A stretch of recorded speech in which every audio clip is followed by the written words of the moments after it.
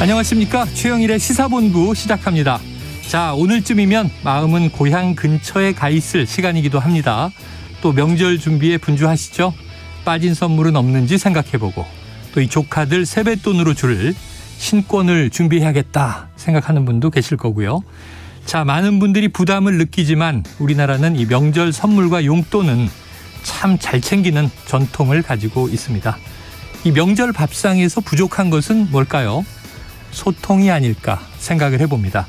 물론 이 조부모님 건강 얘기도 나누고 또 이 부모님 직장 얘기도 나누고 자녀들 학업, 취업 얘기도 나누지만 요즘은 또 묻지 말아야 할 금기도 많이 생겼죠. 자, 궁금하시더라도 연애, 결혼, 성적 이런 것들을 이 주변 다른 또래와 비교하면 안 된다고 합니다. 자, 그래서 형식적인 소통은 있지만요. 그보다 더 솔직한 소통, 풍부한 주제와 소재의 대화, 이 가족의 미래를 함께 고민하는 생산적인 토론 이런 것들이 좀 오는 명절에 더 많았으면 좋겠다 생각을 해봅니다.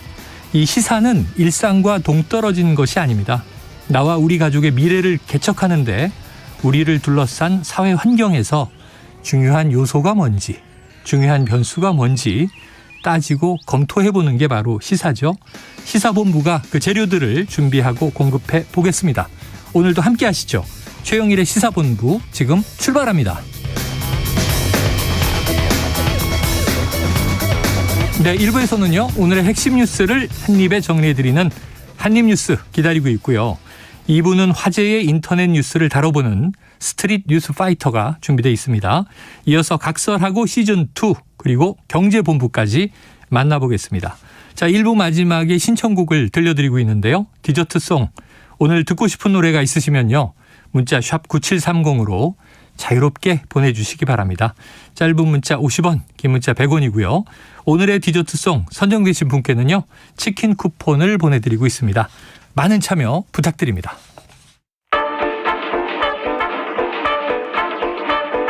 최영일의 시사본부 한입뉴스. 네, 헬마우스 임경빈 작가 그리고 박정호 오마이뉴스 기자와 한입뉴스 입을 열어보도록 하겠습니다. 두 분 어서 오세요. 안녕하십니까. 야, 이번 주에 왜 이렇게 이 압수수색 소식이 많은지 오늘 또 속보가 나와서 이거 뭔가 봤더니 자, 이 어제는 국가정보원과 경찰이 민주노총 사무실을 압수수색했는데 국가보안법이 등장을 했고요. 자, 오늘은 또 경찰이 민주노총과 한국노총 건설노조를 압수수색했습니다. 어떻게 된 일인가요? 네, 서울경찰청 강력범죄수사대가 오전 8시 10분부터 민주노총 건설노조 사무실 5곳, 또 한국노총 건설산업노조 사무실 3곳에 수사관을 보내서 수사 자료를 확보하고 있고요. 또 이제 노조 관계자 주거지 8곳에도 수사관들을 보내서 영장을 집행하고 있습니다. 경찰은 이들 이제 노조가 특정 인물 채용을 강요하거나 또 채용을 빌미로 금품을 요구하는 그러니까 불법 행위를 저질렀다. 이런 첩보를 입수해서 수사에 착수한 걸로 지금 알려지고 있는 상황입니다. 네네. 자, 이게 경찰이 지난해 12월부터 이미 건설 현장의 불법 행위를 특별 단속하겠다. 이걸 좀 강조한 바가 있는데 그 연장선상에 있는 건가요?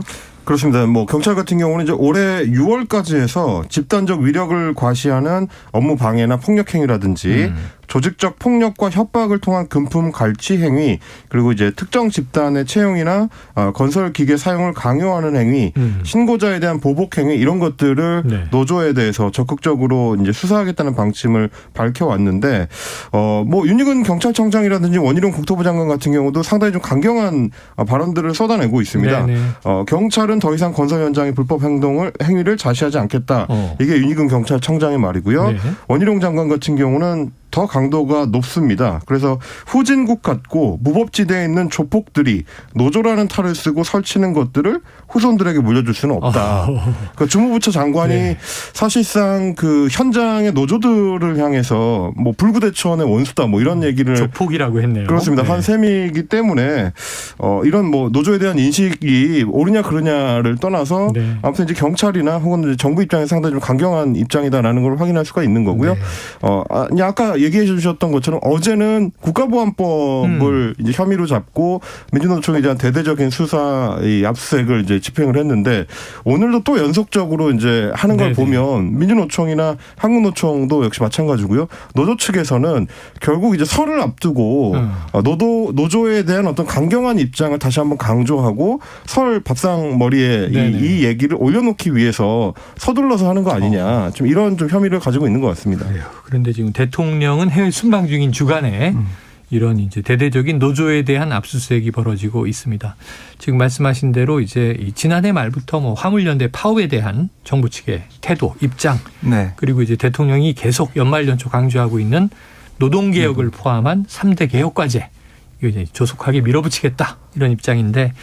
자, 어떻게 될지. 그러니까 사실 이제 뭐 불법 행위에 대해서는 어떤 방식으로든지 수사를 하고 뭐 처벌을 하고 이런 것들이 이제 필요하겠죠.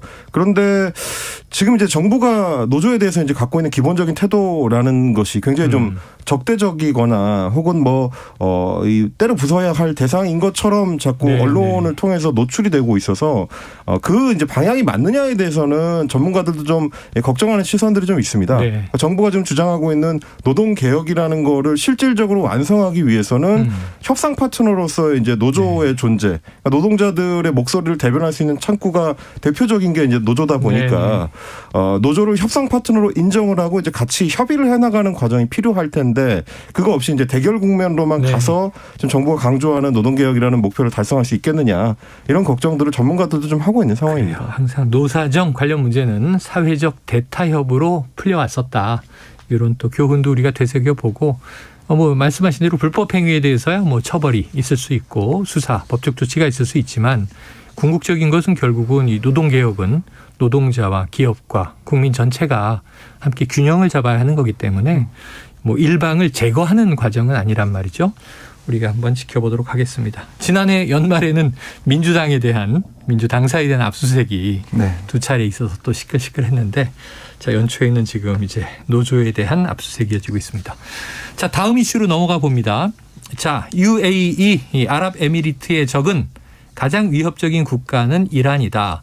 자 이게 윤석열 대통령이 이제 아크 부대에서 한 발언이에요. 이 파장이 이제 있었는데 지금 이란의 외무부가 주 이란 한국 대사를 초치해서 이 윤 대통령의 발언에 항의했다라는 기사가 있어요. 박 기자님 이게 어떻게 된 상황입니까? 네, 이란 외무부 성명에 따르면 레자 나자피 이 차관이 윤강현 한국 대사를 초치를 했습니다. 이 자리에서 이란이 걸프 지역 국가 대다수와 우호적인 관계를 유지하고 있음을 강조했다라고 성명을 통해 얘기를 했고요. 이어서 이제 한국 대통령의 발언은 이런 우호적 관계를 방해하고 그 지역, 그러니까 중동 지역의 평화 안정을 해치는 것과 마찬가지다라고 지적을 했어요. 그러면서 한국 정부는 이에 대한 즉각적인 설명과 입장 정정이 필요하다. 이렇게까지 요구를 했습니다. 여기서 끝난 게 아니고요. 또 어떤 얘기를 했냐면 이란 자금 동결 같은 그러니까 우리가 이제 줄 돈이 있는데 그걸 못 주고 있는 상황. 이제 이 국제적인 경제 제재, 그렇습니다. 미국의 경제 제재 때문에 묶여 있는 거죠. 8조 넘는 돈인데요. 이 한국 정부는 이런 비우호적인 조치를 하고 있다. 그러니까 분쟁 해결을 위해 유효한 조처를 하지 않는다면 양국 관계를 재검토할 수 있다. 이렇게까지 언급을 했습니다. 세네요. 이어서 나자피 차관은 이 한국 대통령이 최근 핵무기 제조 가능성에 대해서도 거론했는데 이건 NPT, 그러니까 핵확산 금지 조약에 어긋나는 거 아니냐.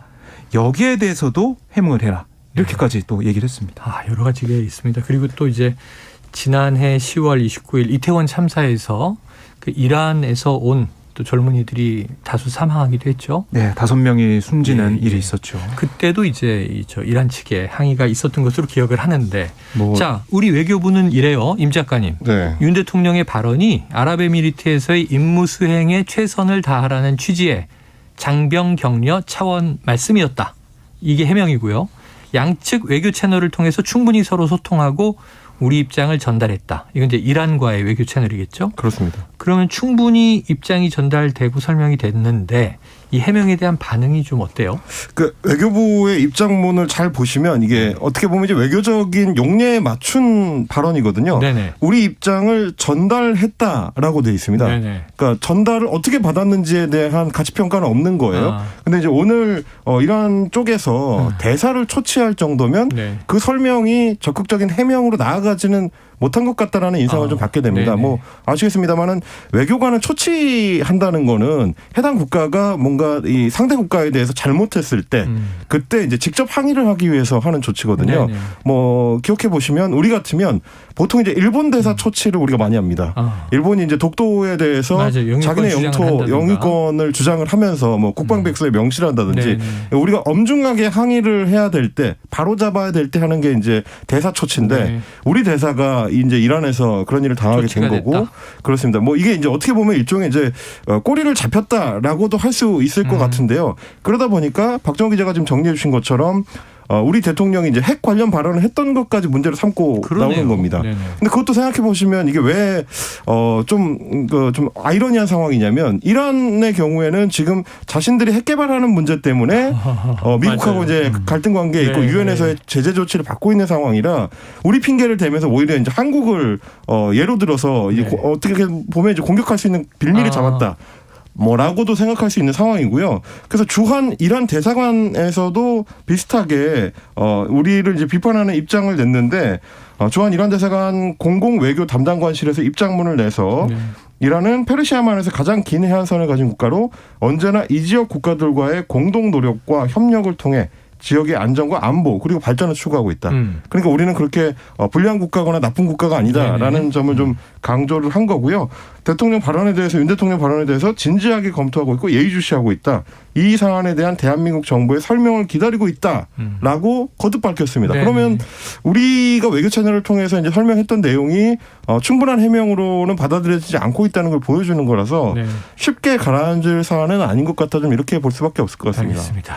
자, 빨리 좀 잘 해결이 돼야 될 텐데요. 왜냐하면 아랍에미리트와는 뭐 이번에 정상 외교가 잘 됐고 그리고 지금 이란도 또 우리 입장에선 지금 아까 말씀하신 대로 대사가 서로 왔다 갔다 하고 있는 수교 국가잖아요. 네. 네, 상호 대사관이 있는데 그렇다면 이란과도 또 원만한 여러 가지 관계가 진행이 돼야 되겠죠. 결국에는 이제 공개적인 이 발언 정정이 있어야 이란이 좀 받아들이지 않을까 생각을. 입장 정정 얘기가 있었어요. 그렇습니다. 그러니까 왜냐하면은 이게 이 발언을 정정하지 않으면 이거 인정한 셈이 되는 거잖아요. UAE의 적, 그러니까 가장 위협적인 국가가 이란이다. 이게 인정이 된다고 하고 이란이 그걸 받아들이게 되는데 그럼 이게 이제 이란과 우리 이제 국내의 이슈가 아니라 중동 전체 이슈가 될 거란 말이죠. 거기에 있어서 이란은 더 이상 뭐 양보할 수가 없다 이런 생각인 것 같습니다.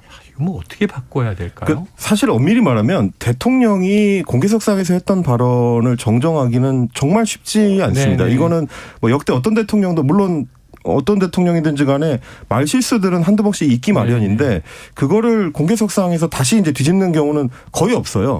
그걸 이제 하는 거는 사실 거의 불가능한 얘기고 지금 외교부가 하는 것처럼 이제 뭐 다른 채널들을 통해서 최대한 이란 정보를 납득시키고 설명하고 해명하고 그래서 좀 이제 수습하는 거를 노력을 해야 되는데 그만큼의 부담을 또 우리 외교부 입장에서는 지게 되는 거라서 이런 발언이 다음에는 다시는 나오면 안 된다라는 점을 이제 대통령이 한 번 더 인식을 하시는 게 좋을 것 같고요. 다른 무엇보다도 걱정이 되는 지점은 특히 외교 관련 전문가들이 지적하는 건 이럴 때일수록 정부 여당이 균형을 잡으면서 이 부분에 대해서 이제 수습을 하기 위한 노력을 해야 되는데 정부 주변 인사들, 여권 인사들이 내놓는 발언들이 대부분 대통령의 발언을 옹호하는 쪽에 초점을 맞추고 있거든요. 그래서 뭐 지난번에 저희가 소개도 해드렸습니다만은 국회에서 외교부 차관을 밀어붙인다든지 그래서 이제 답변을 강요하는 것 같은 이제 태도로 보이는 거 이런 것들은 중장기적으로 어떤 형태로든지 우리한테 좋을 수가 없다. 정부 여당이 좀 균형을 잡고 이 사안을 다뤄야 된다라는 점을 한 번 더 강조를 드리고 싶습니다. 알겠습니다. 자, 다음 이슈로 가보죠. 지금 순방 중인 윤석열 대통령 아랍에미리트 일정은 끝났고 스위스로 이제 이동했다는 얘기는 어제도 전해드렸는데 지금 이게 다보스 포럼 참석이 주요 일정이잖아요. 어떻게 그렇습니다. 진행되고 있습니까? 네, 윤 대통령이 이 스위스 다보스 시내 호텔에서 글로벌 CEO와의 오찬 일정을 시작을 했고요. 네네. 그 이후에 이 한국의 밤 행사에 참석을 했는데 우선 이 오찬 모임에서 우리 측에서는 이재용 삼성전자 회장, 최태원 SK그룹 회장, 정의선 현대차그룹 회장, 구광모 LG그룹 회장, 신동빈 롯데그룹 회장과 김동관 하나솔루션 부회장 등 6명이 참석을 했고요. 네. 외국 기업 인사로는 IBM, 퀄컴, JP모건, 무바달라, 블랙스톤, 뱅크 오브 아메리카, 비스타에쿼터 파트너스, 히타치 등 15개 업체 CEO가 참석을 했습니다. 네. 그래서 윤 대통령의 발언을 보면 저는 대한민국 1호 영업사원이다.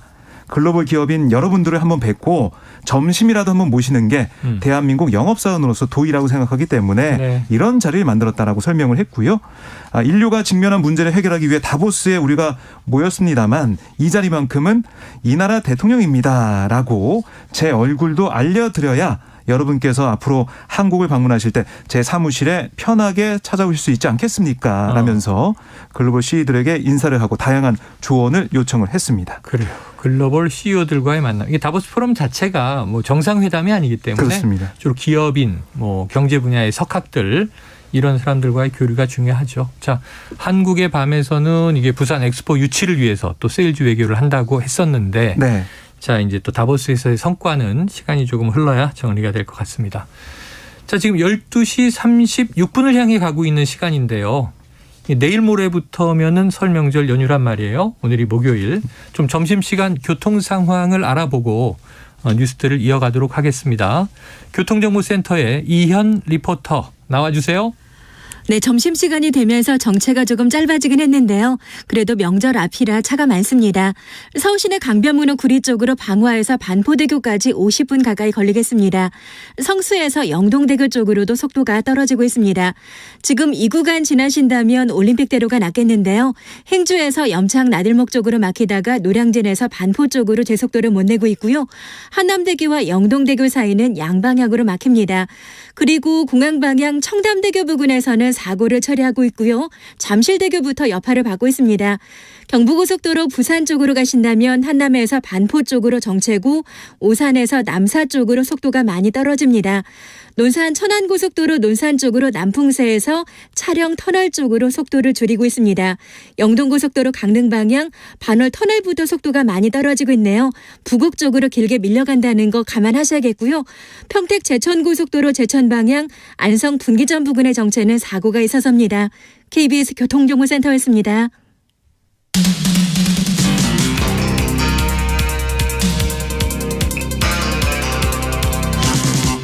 최영일의 시사본부.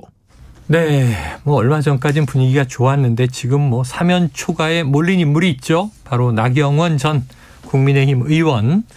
지금 이 당권 도전 과연 할 것인가? 여러 가지로 상황이 입지가 좁아지고 있어요. 그런데 이 나경원 전 의원이 연일 언론에 등장하는 상황에서 자, 이번에는 홍준표 대구시장과 거친 설전을 벌였다고요?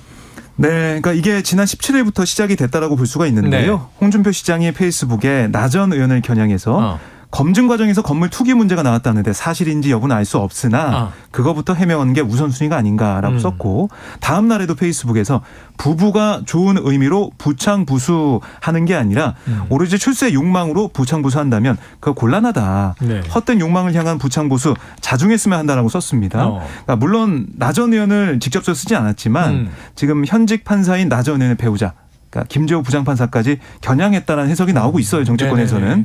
그러니까 나경원 전 의원이 대통령 다음이라고는 볼 수 있는 여당 대표 그리고 김재호 판사는 사법부 수뇌부를 구성하는 대법관을 노리고 있다. 네. 이런 풍문을 언급한 걸로 해석이 되거든요. 그랬더니 나 전 의원이 가만히 있지 않았습니다. 네네.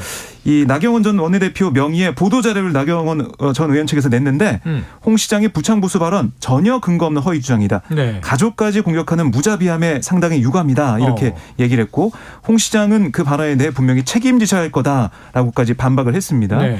여기다가 나 전 의원을 돕는 박종희 전 의원이 오늘 KBS 라디오 최경영의 최강시사에 나왔거든요. 여기서 홍 시장의 건물 투기 의혹 제기에 대해서 신당동에 상가 건물을 샀다 파는 과정에서 있었던 걸 얘기하는 것 같은데 그게 이제 뭐 취등록세라든가 양도세 같은 비용을 빼면 1,600만 원 이득이 있었던 거다. 이걸 투기라고 할 수 있겠는가 이렇게 또 강하게 반박을 했어요. 이런 근거 없는 마타도 그러니까 흑색 선전을 계속 만드는 사람들이 바로 간신이다. 이렇게 또 홍 시장을 정면 비판을 했거든요. 네. 그랬더니 또 홍 시장이 오늘 다시 SNS에 뭐라고 썼냐면 네. 일부 금수저 출신들이 또다시 위선과 내부 흔들기로 자기 입지를 구축하려고 시도하는 걸 보고 더 이상 이들의 탐욕과 위선을 참고 볼 수가 없어서 이들과는 더 이상 같이 정치를 논하기가 어렵다고 보고 최근 내 생각을 가감없이 내비친 거다.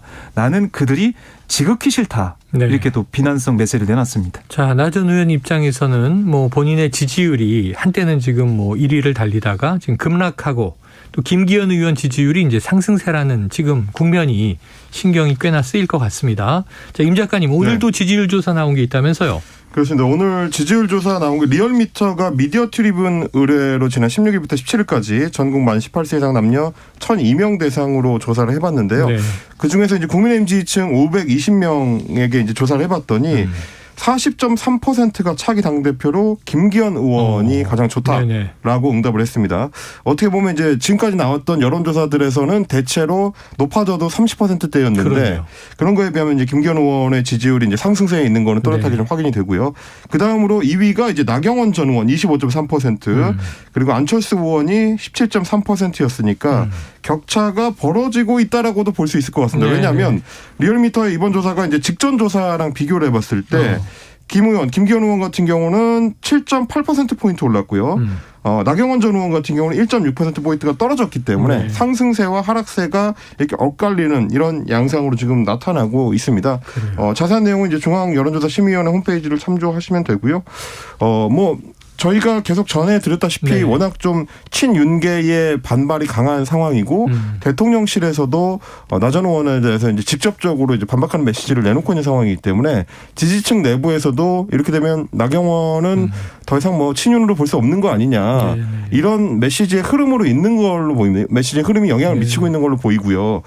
오늘 좀 반박하는 내용들을 보면 예. 나경원 전 의원 쪽에서 얘기한 이 부동산 거래에 있어서 1,600만 원 정도의 이득밖에 없다라는 것도 이건 좀 사실관계를 조금 더 따져볼 측면은 있어요. 네네. 왜냐하면 알려진 바로는 이제 매일경제에서 보도를 했었습니다만 지난해 보도한 내용에 따르면 구매한 시점이 2021년 4월이에요. 네. 그렇다는 얘기는 그 당시에 이제 워낙 부동산 경기가 과열돼서 뜨거울 때. 그렇습니다. 이제 문재인 정부에 대해서 이제 부동산 정책을 당시 국민의힘 야당이 강력하게 지적을 하고 있던 그렇죠, 시점이거든요. 그렇죠. 그런데 그 시점에 야당의 중진 정치인이 빌딩을 따로 구매를 하고 있었다. 그것도 구매 액수 자체가 50억이 넘는 큰 액수였고 그러면 어떻게 대출을 시행을 한 건지 이런 것들에 대해서 아마 검증 과정에서 좀 논란이 있었을 것 같은데 그 사안이 핵심인 거지 급하게 매각을 하느라고 실제로 남긴 돈은 얼마 되지 않는다. 이거는 이번 사안에서 핵심은 아닌 것 같습니다. 이런 부분들이 명쾌하게 해명이 돼야 나경원 전 의원이 실제로 전당대회에 나올 수 있을지 그 이후에 힘을 받을 수 있을지 여기에도 좀 영향을 미칠 걸로 보입니다. 알겠습니다. 자, 지금 외부에서 이 국민의힘의 당권 경쟁을 바라보고 있는 상대당이죠. 민주당 이 비판 메시지를 냈다고 하는데 어떤 내용이에요? 네, 박홍근 민주당 원내대표가 오늘 당 정책조정회의에서 윤석열 정권의 정적 제거 이거는 여당이라고 피해갈 수 없다. 해임도 모자라서 윤핵관들과 대통령 비서실장까지 나서서 나 전 의원을 부관 참시하더니 초선 의원들이 연반장을 내고 당 선관위원들이 직까지 사퇴하면서 서명을 이어갔다. 네네. 이게 너무 좀 부끄럽고 영혼도 없이 총선 공천을 받기 위한 충성 경쟁하는 거 아니냐 이렇게 비판을 했는데요. 어쨌든 이 민주당 내에서도 그렇지만 여당 일각에서도 지금 이런 상황들이 이준석 전 대표가 네네. 물러나게 된 상황과 좀 닮았다. 그러니까 윤심이 공개가 되고 거기에 대한 지도부나 주요 인물들의 또 거기에 힘을 보태는 발언들, 그 다음에 초선 재선 이런 선수별로 모임을 통해서 비상대책위로 이제 가는 상황들, 그것과 지금 초선 의원들이 성명을 내는 상황까지 닮아 있다. 이런 얘기도 나오고 있습니다. 네. 사실 이제 연판장 상황이 중요한 기점이 됐던 것도 박정 기자님 말씀해 주셨던 지난 이준석 사태 때랑 이제 어떻게 보면 좀 비슷한 건데요. 그때도 권성동 원내대표가 이제 비대위원장직을 사실상 이제 수행을 하고 있었기 때문에 권성동 원내대표가 원래는 비대위 체제로 본격 전환하는 거에 대해서 이제 반대 입장이었다가 네네. 당시도 초선 의원들이 이제 모여서 일명 연판장을 전달한 뒤에 급격하게 이제 체제 전환 쪽으로 네. 기울게 됩니다. 소위 이제 윤심의 확인과 윤심의 추진 쪽으로 이제 전환이 되는 그 시점이 있었는데 이번에도 사실 나경원 전 의원이 결정적 타격을 입은 게 초선들의 이제 연판장이었고 네네. 그 중심에 있는 인물이 이제 배현진 의원이라든지 네네. 박수영 의원이라든지 지난 이준석 대표와 관련됐을 때도 연판장의 중심에 있었던 인물들이기도 하거든요. 소위 이제 신윤핵관으로 불리는 초선 의원들. 이런 움직임과 분위기가 여권 내부에 이제 중장기적으로 어떤 영향을 미칠 것이냐 이거에 대해서 좀 주목을 해볼 필요는 있을 것 같습니다. 어제 이제 보수의 품격 이 자리에 나온 전원책 변호사는 오랜만에 오셨는데 상당히 좀 비판적인 시각으로 보시더라고요. 이게 의회 민주주의 또 민주주의 상권 분립 이런 상황에서 대통령실과 당이 너무 밀착되는 것 아닌가. 그 과정에 또 초선 의원들이 이렇게 이제 집단으로 하나의 목소리로 주로 이제 내부의 전직 의원, 중진 정치인을 비판하는 것은 유례가 없다 하면서 상당히 좀 우려를 나타내기도 했는데 예전에는 초대선 의원들이 주로 소장파라고 해가지고 정풍 운동을 많이 했죠. 그렇습니다. 당내에서 이제 쓴소리를 네네. 많이 하고 개혁적인 추진 동력으로 이제 만드는 데서 힘을 쓰는 네. 그런 쪽이었는데 지금 국민의힘 내부에서는 오히려 좀 반대 상황을 연출하는 거 아니냐 네. 이런 걱정들이 좀 있는 것 같습니다. 그래요. 지켜보도록 하겠습니다. 자, 민주당으로 가봅니다. 지금 민주당은요, 이재명 대표가 두 번째 검찰 소환 통보를 받았어요. 네. 첫 번째는 이제 성남 FC 의혹이었고 두 번째는 위례 대장동 개발 의혹과 관련됐는데 자, 28일 검찰에 출석해서 조사를 받겠다. 그럼 이게 토요일인데 어떻게 혼자 갑니까? 어떻게 갑니까? 네, 우선 토요일 맞고요. 네. 원래는 27일 이제 검찰이 얘기를 했잖아요. 네. 그런데 주중에는 일이 많다. 바쁘다. 일을 해야 된다. 당무를 해야 되겠다라고 얘기하면서 28일 토요일에 출석하겠다라고 얘기를 한 거고요. 그다음에 이 언급하신 것처럼 혼자 간다. 그러니까 변호사 명만 대동해서 가겠다. 이런 얘기를 했어요. 지난번엔 대대적으로 가서 네, 뭐 어쨌든 의원 40여 명이 예. 함께 했으니까 그래서 당 내에서조차 이거 좀 문제 있는 거 아니냐. 왜냐하면 이재명 대표의 개인적인 일인데 당 의원들이 함께 가는 모습 이게 민주당과 같이 엮여서 가는 이런 부분들 네네네. 위험하다 이렇게 얘기를 했거든요. 그래서 거기에 대한 해명 차원 이거 뭐 혼자 가겠다 이렇게 해서 그 지적을 의식한 게 아니냐 이런 얘기가 나오고 있어요. 네. 그리고 이제 사실 어제 이렇게 28일 조사를 받으러 간다라고 얘기하면서 어떤 얘기를 했었냐면 검찰이 형식적 권력을 갖고 그 권력을 행사하고 있다. 아무 잘못도 없는 저에게 또 오라고 하니까 제가 가겠다 이렇게 얘기를 했는데요. 이 계속해서 뭐 따져 묻는 게 돈 한 푼 안 들이고 위험 부담 하나 없이 성남 시민을 위해 민간의 개발이고 환수한 게 배임죄냐. 네. 뭐 어떻게 하라는 거냐. 이렇게 따져 묻는 모습도 보였거든요. 결국에는 검찰의 이런 조사 과정에서 자신의 입장을 충분히 설명하고 좀 당당한 입장을 좀 보이겠다. 이렇게 좀 해석이 됩니다. 자, 이 전 대표 네. 지난번에 성남 FC 의혹 그때도 이제 한 12시간 소환 조사에 응했고 6쪽의 진술서를 최근에 공개했어요. 공개했습니다. 자, 이번에도 이제 검찰 소환에 응한 것인데 자, 사법 리스크. 이재명 대표 본인은 검찰 리스크라고 불러달라. 그럼 정면 돌파하겠다는 거죠? 그렇습니다. 뭐 이번에 이제 출석하겠다는 거는 크게는 두 가지 측면에서 봐야 될 것 같은데요. 네. 하나는 일단 이번에 소환 통보를 한 사안 자체가 어떻게 보면 이재명 대표를 향한 의혹 중에서 이제 가장 중심이 되고 있는 대장동 의혹 사건이 네. 중심이기 때문에 이거를 피하기는 좀 쉽지 않다라는 판단을 좀 했을 가능성이 하나 있습니다. 그러니까 뭐 다른 건도 아니고 대장동인데 네. 그걸 소환 조사를 응하지 않으면 어떡하느냐. 그래서 혹시 나중에 이제 뭐 체포동의안이라든지 구속영장을 청구할 빈미를 줄 수 있다. 이런 측면을 하나 이제 고려한 것 같고요. 또 한 가지는 제가 이제 뭐 당내의 의원들 몇 분한테 얘기를 들어봤을 때 그런 얘기를 하더라고요. 일주일 전에 출석했을 때 결과적으로 보면 나쁘지 않았다. 그러니까 뭐 당 지지율이나 이재명 대표 개인 지지율에 뭐 큰 타격이 가거나 하락세가 또렷해지거나 이런 경향을 보이지는 않았기 때문에 네. 그 자체로도 나쁘지 않은 조치였었고 이렇게 이제 자꾸 출석함으로써 출석하는 행위 자체나 혹은 뭐 수사의 진행 상황 자체를 다소 좀 김빼기를 할 수 있다. 네. 뭐 이런 판단도 어느 정도 작용을 한 걸로 당 내부에서는 좀 평가를 하는 것 같습니다. 알겠습니다. 자, 지금 이제 이 김성태 전 쌍방울 그룹의 회장이 들어오면서 이른바 또 변호사비 대납 의혹 한 가지가 더 있는 거예요. 네. 성남 FC, 위례 대장동, 여기에 또 변호사비 대납 의혹 이렇게 있는데 자, 이 대표가 어제 KBS 9시 뉴스에 직접 출연을 했어요. 그렇습니다. 어떤 입장을 밝혔습니까? 네, 이 변호사비 대납 의혹에 대해서 이렇게 얘기했습니다. 누가 누구에게 언제 어디서 어떤 방법으로 얼마를 줬는지 네. 한계도 밝혀지지 않은 일방적인 의혹이다. 대납 도깨비 같은 일이다. 일종의 마녀사냥이다. 이렇게 네.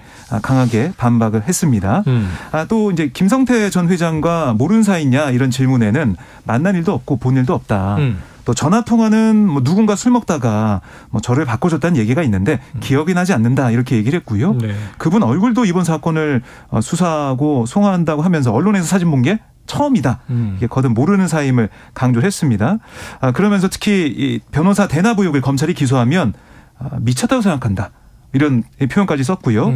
팩트가 하나도 없다. 이게 21세기 선진국 대한민국에서 벌어질 수 있는 일인가 의심을 갖는다. 참 황당하다라고 거듭 반박을 했는데요. 뭐 여기에 대해서 국민의힘 쪽에서는 정진석 비대위원장이 이 두 사람이 서로 모른다. 이 대표와 김성대 전 회장 모른다고 한 것에 대해 서로 신호를 주고받은 것 같은 느낌이 든다.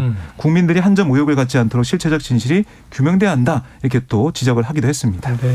근데 이거는 사실 좀 검찰 쪽에서 나오는 뭐 언론 보도 소스들도 네네네. 그렇고요. 오늘 좀 이재명 대표한테 이제 질문이 간 방향도 그런데 뭐 김성태 전 회장이랑 이재명 대표가 아는 사이냐 모르는 사이냐 하는 거는 사안의 핵심은 아니거든요. 네네네. 아는 사이여도 아무 어떤 뭐 법률적인 문제가 없을 수 있고 모르는 사이더라도 어떤 식으로든지 간에 문제를 일으키려면 할 수 있는 게 범죄 사건이라는 게 이제 그렇게 단순한 성격이 아니기 때문에 아느냐 모르느냐에만 초점을 맞출 게 아니고 실제로 그러면 어떤 일이 있었는지를 검찰이 명확하게 규명을 하고 그거에 대해서 이제 이재명 대표도 좀 답변을 하는 좀 생산적인 방식으로 이제 사안이 좀 진행돼야 되지 않을까. 네. 저는 좀 그런 생각은 좀 들었습니다. 변호사비 대납 의혹이니까 돈이 정말 어떤 이유, 목적으로 실제로 갔는지 이제 그게 지급이 된 것인지 네. 뭐 아니면 어떻게 중간에서 처리가 된 것인지 이런 이 확인들이 중요해 보입니다. 뭐 지난 국정농단 사건 때를 생각해 보시면 이재용 삼성전자 부회장이랑 최순실 씨가 뭐 아는 사이여서 문제가 됐던 건 아니거든요. 네. 네, 뭐 이게 알겠습니다. 핵심은 다른 데 있다는 점을 한번 좀 정리를 해드리고 싶었습니다. 자, 다음 이슈로 가보죠. 지금 이태원 참사 유족에게 이 막말을 했던 김민아 창원시의원 참 이게 모르던 인물인데 이 막말 때문에 보도가 되면서 이제 알게 됐는데 이 제명 징계안이 시의회에서 부결이 됐어요. 네, 그러니까 김 의원이 SNS에 참사 유족에 대해서 뭐 자식 팔아 한몫 챙기자는 수작이다 뭐 여러 가지 막말을 썼어요. 네네네. 다 소개는 안 해드리겠지만 이게 논란이 됐고요. 이게 윤리심사자문위원회 윤리특별위원회 결과에 따르면 제명이었는데요. 이게 이제 뒤집힌 겁니다. 어제 이제 창원시의 본회의에서 투표를 해봤더니 무기명 투표였죠. 찬성 20명, 반대 20명, 기권 1명, 무효 3명으로 나와 부결이 됐는데 네. 재적의원이 45명, 여기 가운데 3분의 2 이상의 찬성이 필요했지만 안 된 거죠. 이 재적의원 45명 중에 국민의힘 의원이 27명, 민주당이 18명인데요. 이게 이제 국민의힘 쪽에서 반대했다라고 볼 수가 있고 김 의원 제명 징계안이 부결되니까 민주당 의원들은 본회의장 밖으로 퇴장을 했고 국민의힘 의원들만 남아서 김 의원에 대해서 30일 추석 정지 수정을 제출했어요. 표결에서 그대로 가결이 됐습니다. 네. 그래서 국민의힘 쪽 얘기는 뭐냐면 김 의원이 잘못을 인정하고 뉘우치고 있다. 또 공개 사과도 했다. SNS에 올린 글은 유가족을 헐뜯는 게 아니라 사건에 대한 정치적 견해를 밝힌 좀 개인적인 소신이다. 이렇게 네. 징계안 반대의 이유를 좀 설명하는 모습을 볼 수가 있었습니다. 민주당은 강하게 반박을 했고요. 제 식구 감싸기다 지적을 했고 12구 이태원 참사 경남대책회의도 논평에서 제명한 부결은 또 한 번의 가해다. 네. 막말을 옹호하고 패륜을 방조하며 혐오를 부추기는 정치인을 똑똑히 기억하고 시민의 이름으로 심판할 거다. 이렇게 강조했습니다. 그 정치인의 그 개인적 소신이 무슨 내용인지가 네, 문제인 네. 거고요. 그게 유가족들을 모욕하는 형태였기 때문에 문제가 된 거고 사실 30일 출석 정지라는 거는 월급도 그대로 받는 거기 그렇죠. 때문에 네. 김민아 의원 입장에서 어떻게 상당한 생각하면 경징계. 휴가라고 생각할 수도 있는 거예요. 네. 이 조치가 국민들이 납득할 수 있을지 저는 잘 이해는 안 갑니다. 자, 이어서 이 민주당과 정의당과 기본소득당 국정조사 결과 보고서 채택한 야3당이죠.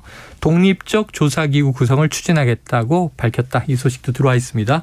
자, 오늘 한입뉴스 여기서 정리합니다. 박정호 기자, 임경빈 작가 수고하셨습니다. 고맙습니다. 감사합니다. 네, 오늘의 디저트송은요. 청취자 2775님 안녕하세요. 저는 맏며느리라 그제 남편 고향 해남에 왔는데요. 여기서도 최영일의 시사본부가 잘 나와서 듣고 있습니다. 야, 해남에서 듣고 계시군요. 감사합니다. 나훈아의 고향역 신청해 주셨어요. 요때 꼭 들어야 되는 노래죠. 노래 듣고 저는 2부로 돌아오겠습니다. 코스모스 여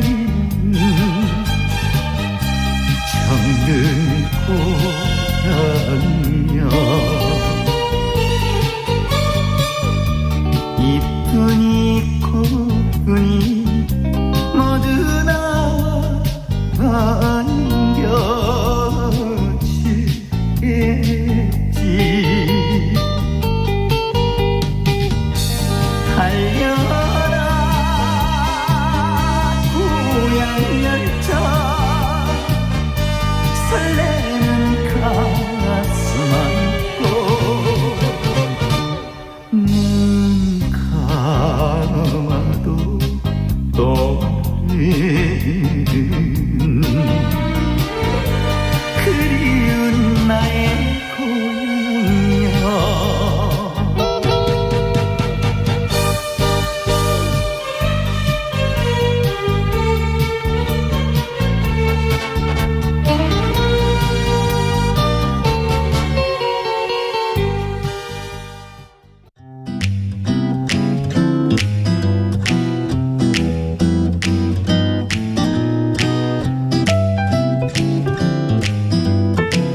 안녕하세요. 바른말 고운말입니다. 사랑스러운 어린아이를 가리켜 말할 때 여러분은 어떤 표현을 주로 사용하시나요? 사랑둥이라는 표현을 쓰는 경우를 봤는데요. 사랑둥이는 우리말에서 표준어로 인정되지 않은 것이고요. 북한에서 사랑을 받는 사람을 귀엽게 이르는 말로 쓰이고 있다고 합니다. 사랑둥이란 말에서 뒤에 있는 둥이는 그러한 성질이 있거나 그와 긴밀한 관련이 있는 사람의 뜻을 더하는 전미사입니다. 보통 귀염둥이, 막내둥이, 재간둥이와 같이 쓰이지요. 또 해방둥이라는 표현도 있습니다. 이 말은 우리나라가 일본 제국주의로부터 해방된 1945년에 태어난 사람을 이르는 말이죠. 우리가 둥이라고 부르는 표현은 처음에는 한자 아이 동자를 썼던 것인데요. 시간이 지나면서 동이 둥으로 바뀌게 돼서 둥이라고 하는 것입니다. 그렇다면 둥이란 표현을 써서 예쁜 어린아이 또는 어린아이를 귀엽게 이르는 말로 형용사 예쁘다에 둥이를 붙여보면 어떨까요? 그럴 때 예쁘둥이가 아닐까 생각하시겠지만 이쁘둥이가 맞는 표현입니다. 예쁘다를 일상 언어에서 주로 이쁘다로 많이 사용하고 있는데 예전에는 이쁘다가 표준어로 인정되지 않았지만 지금은 예쁘다와 마찬가지로 이쁘다도 표준어로 돼 있습니다. 바른말 고운말 아나운서 변희영이었습니다.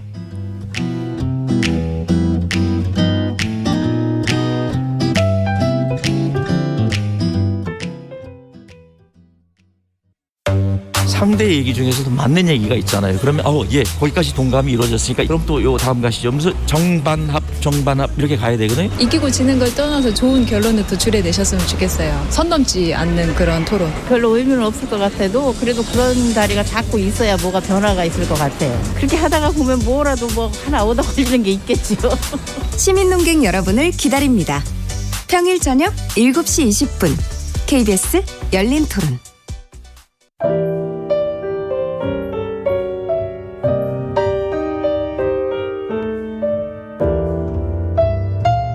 내일의 품격, 김성환의 시사야에서 챙겨가세요. 하루를 마무리하는 시간 꺼내보는 당신의 지식 창고. KBS 1라디오 김성환의 시사야. 평일 밤 10시 5분 여러분을 찾아갑니다.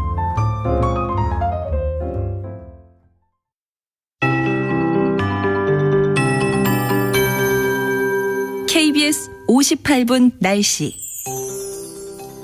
오늘은 중국발 황사가 유입되면서 서쪽의 공기질이 좋지 않겠습니다. 지금 광주는 미세먼지와 초미세먼지 농도가 모두 나쁨 단계인데요. 내일 오전까지 수도권과 충청, 전라권의 공기가 탁할 수 있겠습니다. 하늘엔 구름 많은 가운데 중부지방을 중심으로 비나 눈이 오겠습니다. 오늘 저녁 수도권과 강원 내륙 산지를 시작으로 반북부에 1에서 3cm, 경기 북동부와 강원 내륙 산지는 최대 5cm의 눈이 쌓이겠습니다. 서울과 인천, 전북, 경북은 1cm가 채 안 되게 내리겠지만 앞으로 찬바람이 강해지며 도로 살얼음이 나타나는 곳이 많겠습니다. 강원 산지와 제주도는 밤부터 강풍특보가 내려질 가능성이 있습니다. 한파주의보는 강원 영서 북부와 중북부 산지에 이어지고 있습니다. 오늘 낮 기온 서울이 5도, 대전 6도, 강릉, 광주 7도, 부산 8도 안팎으로 어제보다 높겠고요. 내일 아침은 서울이 영하 2도, 한낮 기온 서울 영하 1도, 광주, 대구 4도로 낮부터 기온이 떨어지겠습니다. 이번 설 연휴는 옷차림 따뜻하게 해주시고 각별히 조심해서 이동하셔야겠습니다. 연휴 첫날인 토요일 아침 서울이 영하 9도까지 떨어지겠고 설 당일인 일요일은 곳곳에 약한 눈비가 오겠습니다. 지금 서울의 기온 1.9도입니다. 박다효입니다.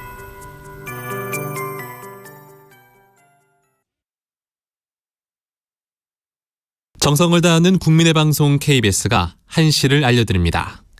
AM 711kHz, FM 97.3MHz, KBS 1라디오입니다.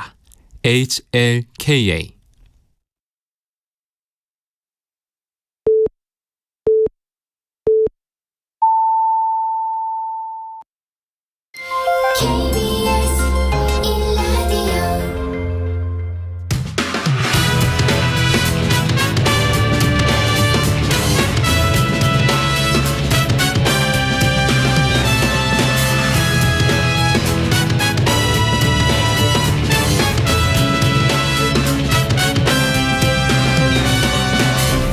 KBS 1라디오 최영일의 시사본부.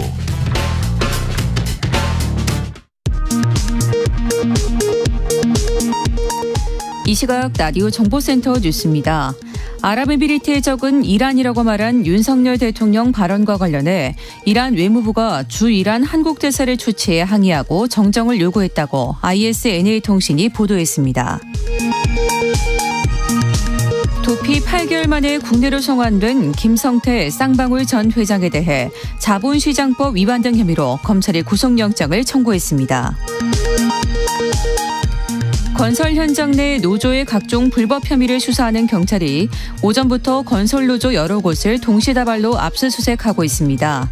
양대 노총을 비롯해 사실상 국내 모든 건설 노조가 강제 수사에 포함됐습니다. 이에 대해 민주노총은 불법과 부조리가 넘쳐나는 건설 현장에서 최소한의 안전과 질서를 위해 노력해온 노조를 탄압하는 것은 불법과 착취를 보장하는 행위라고 비판했습니다. 지금까지 라디오 정보센터 뉴스 정한나였습니다.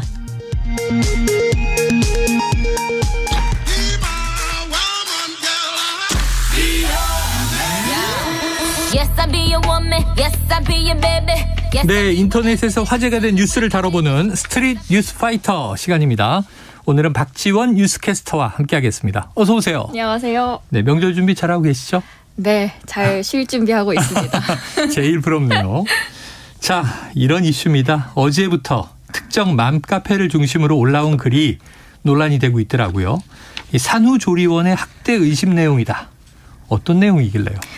네, 경기 안산시에 있는 산후조리원에서 신생아를 학대했다는 주장이 나왔습니다. 네네. 처음 이 소식이 퍼진 건 지역 산후조리원 이용자들이 모인 단체 오픈 채팅방이었습니다. 네네. 신생아실이 난리가 났어요. 지금 케이지 안에 아이들을 막 돌리고 손수건으로 가리고 입을 때리고 다 CCTV에 찍혔습니다라는 산후조리원 이용자인 A씨의 글이 올라왔습니다. 네. 다른 한 부분은 조리원 직원이 쪽쪽이 안 무는 아이에게 억지로 쪽쪽이를 물리고 아기 침대를 벽으로 밀쳐서 머리를 박게 했다고 주장했습니다. 그러면 부모들은 어떻게 이 사실을 알게 됐을까요? 베베캠 영상, 그러니까 내 아이를 어떻게 돌봐주고 있는지 실시간으로 볼 수 있는 영상이 이 산후조리원에서는 원래 하루 30분만 볼 수 있었는데요. 네네. 실수나 오류로 인해서 계속 방송되면서 이 학대 행위가 고스란히 드러나게 된 겁니다. 방송이 돼버렸군요. 그렇죠. 그래서 온라인 커뮤니티를 통해서 논란이 확산되기 시작하자 어제 저녁 7시쯤 병원 측의 입장 또한 공개가 됐는데요. 네. 내용은 이랬습니다. 경찰에서 진상을 조사 중이고 병원에서 책임질 부분이 생긴다면 당연히 책임을 지겠다. 그런데 수사 결과가 나오기 전 유언비어를 믿고 허위 사실을 유포하거나 병원 명예에 해가 되는 내용을 무작위로 올릴 경우 추후 심각한 문제를 일으킬 수 있음을 알려드린다고 밝혔습니다. 네. 결국 한 줄로 요약을 하자면 저 억울합니다를 호소를 한 거죠. 네. 현재 경기 남부 경찰청에서는 관계자 A씨 등 2명이 입건돼서 조사를 받고 있습니다. 네. 그리고 파악된 피해 신생아는 4명이라고 합니다. 아유. 요즘은 이 신생아, 우리 애기들 금쪽이라고 부르는데 네.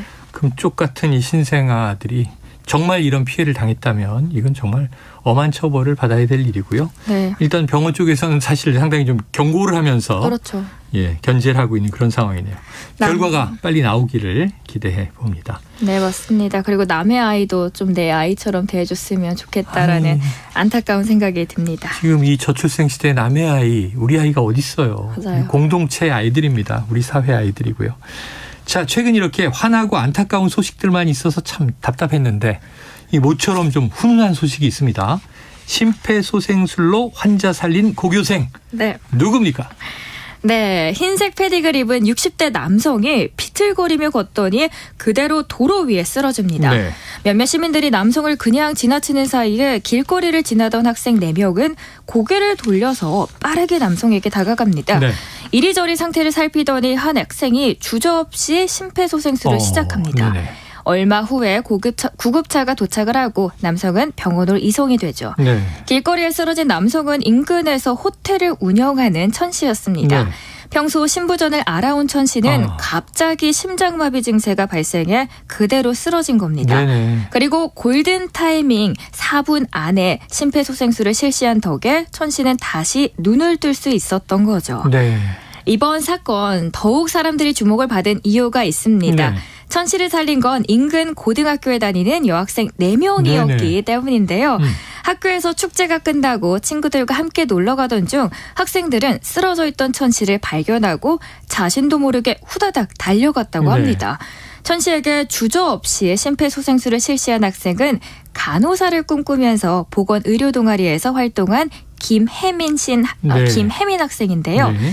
사고 당일 학교 축제에서 이태원 참사를 계기로 더 많은 사람들이 심폐소생술을 배웠으면 좋겠다라는 생각에 CPR 교육 부스를 운영했는데 때마침 쓰러진 천 씨를 발견하게 된 겁니다. 그렇게 됐군요. 그렇죠. 그래서 혜민 학생은 애들이 뒤에서 할 수 있다고 한번 해보자고 붙돋아줘서 심폐소생술을 할 수 있게 되었고 네. 그래도 몇 분이 도와주셔서 힘을 얻고 같이 심폐소생술을 할 수 있었다라고 인터뷰에서 말을 했습니다. 예.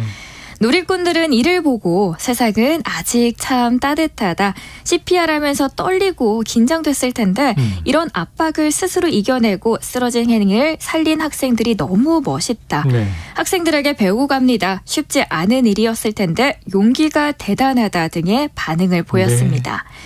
이 소식은 널리 알려진 인천시 교육청의 귀까지 들어가게 되었고요. 교육청에서는 4명에게 의롭고 용감한 학생 표창을 수여를 했습니다. 네. 학생들은 같은 상황이 또 생겨도 망설임 없이 환자를 구할 거다라고 말을 합니다. 이런 학생들의 따뜻한 마음은 한겨울 추위 속에서도 온기가 전해지네요. 네. 자, CPR을 널리 알리려고 부스까지 운영을 하던 차에 길에서 쓰러진 또 어르신을 보고 달려가서 그 CPR, 심폐소생으로 살려낸 거예요. 네. 학생들의 이 따뜻한 마음 우리가 좀 본받아야 될 것 같고요. 올 겨울을 어쨌든 훈훈하게 해주고 요 소식을 들으니까 좀 명절 분위기가 나네요. 그렇죠. 자, 다음은 이 배달과 관련된 소식입니다. 요거 홍합을 빼달라고 요청한 손님이 있었는데 네. 이 중국집 사장님은 손이 없냐? 그게 당신이 직접 빼먹어라 이 얘기잖아요. 맞습니다. 이 논란 이거 어떻게 지금 된 겁니까? 네, 배달 음식을 주문할 때 배달앱에 들어가서 리뷰 살펴보시는 분들 참 많으시죠. 네네. 그런데 배달앱 리뷰가 이렇게 싸움터가 되고 말았습니다. 네. 지난 14일 자영업자 커뮤니티에서 이건 아니지 않나라는 제목으로 배달앱 리뷰를 캡처한 사진이 게재됐는데요. 네. 손님은 별점 1점을 매겼고 내용은 이렇습니다. 네. 보지도 않을 요청사항은 왜 있을까요? 요청사항에 그렇게 당부의 말씀도 드리고 강조까지 해도 못 본 척하시고 배달온 짬뽕은 먹지도 않고 그냥 벌었네요. 네. 짬뽕에서 홍합을 빼달라는 요청이 받아들여지지 않았던 것으로 보이죠. 네네. 이를 본 업체 사장님은 댓글을 답니다.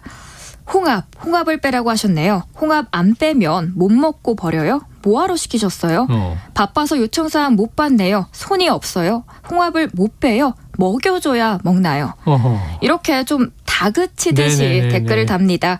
누리꾼들은 사장 댓글을 이해할 수 없다는 반응과 손님도 일반적이지 않다는 의견이 나뉘어서 담론을박을 벌이고 있습니다. 누리꾼들의 이야기를 들려드리면요.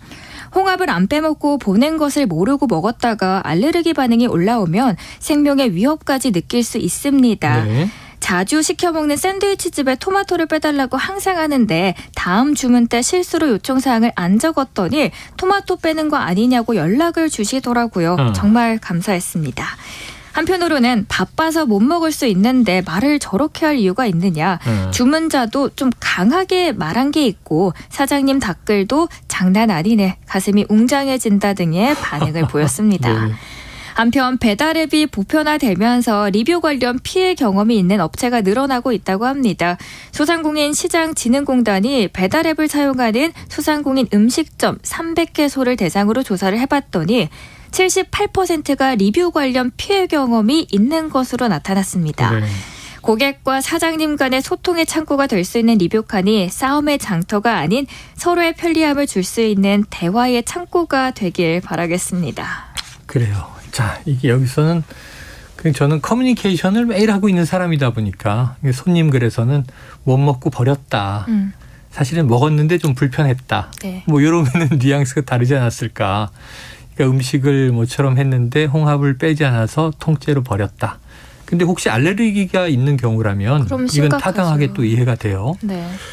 자, 사장님은 이게 사실은 빼달라고 요청글을 올렸는데 바빠서 못 봤다. 이 실수잖아요. 그렇죠. 죄송하다라고 시작해야 되는데 손이 없냐, 네. 못 먹냐, 다그치듯이. 그러니까 이게 우리가 일상생활에서도 한쪽이 조금 격해지면 반응이 격해지면서 맞아요. 이게 상승작용이 되잖아요. 같은 말을 네. 하더라도 어떻게 말을 하냐에 대해서 좀 상황이 달라지는 것 같아요. 이 손님과 고객이 조금만 따뜻하게 이야기를 주고받았어도 결과가 달라지지 않았을까 하는 생각도 해봅니다. 자, 설 연휴 이제 이틀 앞으로 다가왔습니다. 오늘 목요일, 내일 금요일 지나면 이제 나흘의 연휴가 시작되는데요. 이게 코로나 팬데믹이 좀 잦아들었잖아요. 네. 지난해보다 이동하는 인구가 많지 않겠습니까? 네, 맞습니다.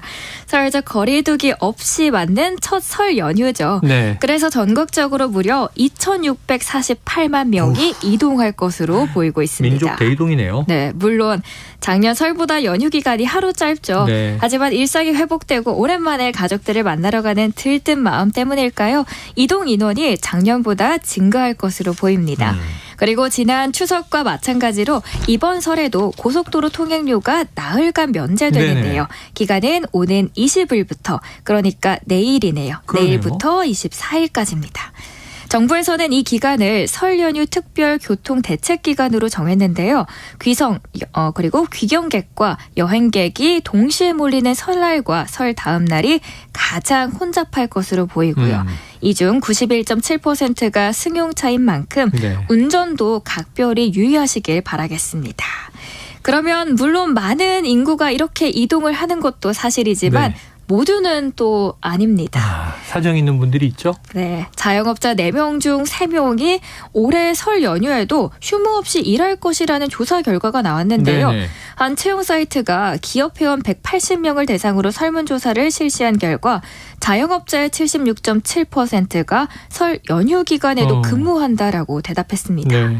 자영업자들의 연휴에도 쉬지 않고 매장 운영에 나서는 이유는 수익 창출이 가장 컸습니다. 그렇겠죠. 조금이나마 수익을 창출하고자 하는 답변은 45.7%, 업종 특성상 설 연휴가 대목이라서는 34%, 그리고 기존 영업일에 해당돼서가 23.9%였습니다. 네. 자영업자가 쉬지 않으면 알바생들도 필요하겠죠. 그래서 연휴에 대비한 알바생 고용도 활발한데요. 네. 자영업자의 절반 이상 55%는 설 연휴 영업을 대비해서 알바생을 이미 고용을 했거나 고용 계획이 있다고 대답을 했습니다. 그리고 기존에 아르바이트생이 없나 굳이 왜 또 고용을 하지 하실 수 있죠. 네.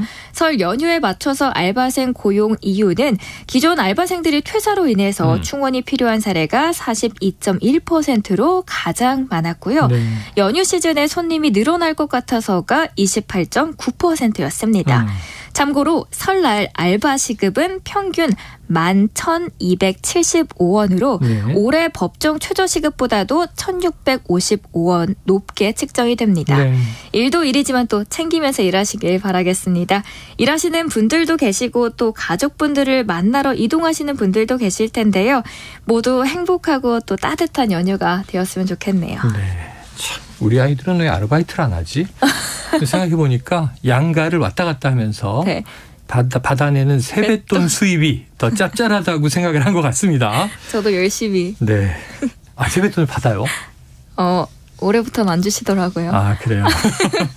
자, 이게 궁금해요, 진짜. 어느 나이 때부터, 어떤 네. 조건에 돌입하면서부터 세뱃돈을 안 줘도 되는지. 저희도 지금 양가의 뭐 애들, 조카가 네. 다 20대 이상 성인이 됐단 말이에요. 오. 대학생도 있고 직장인도 있는데, 물론 또 무직도 있습니다. 네. 자, 세뱃돈의 조건 궁금합니다. 청취자 여러분 좀 알려주시길 바랍니다. 자, 여기서 스트릿 뉴스파이터 정리해보죠. 오늘 박지원 뉴스캐스터 수고하셨습니다. 새해 복 많이 받으세요. 고맙습니다.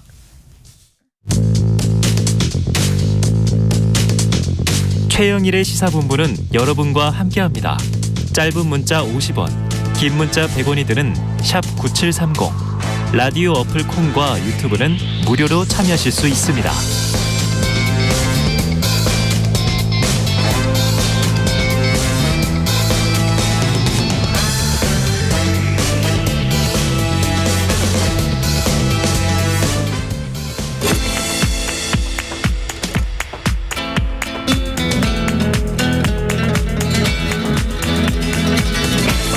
네, 정치권의 허심탄회한 속내를 들여다보는 시간이죠. 각설하고 시즌2.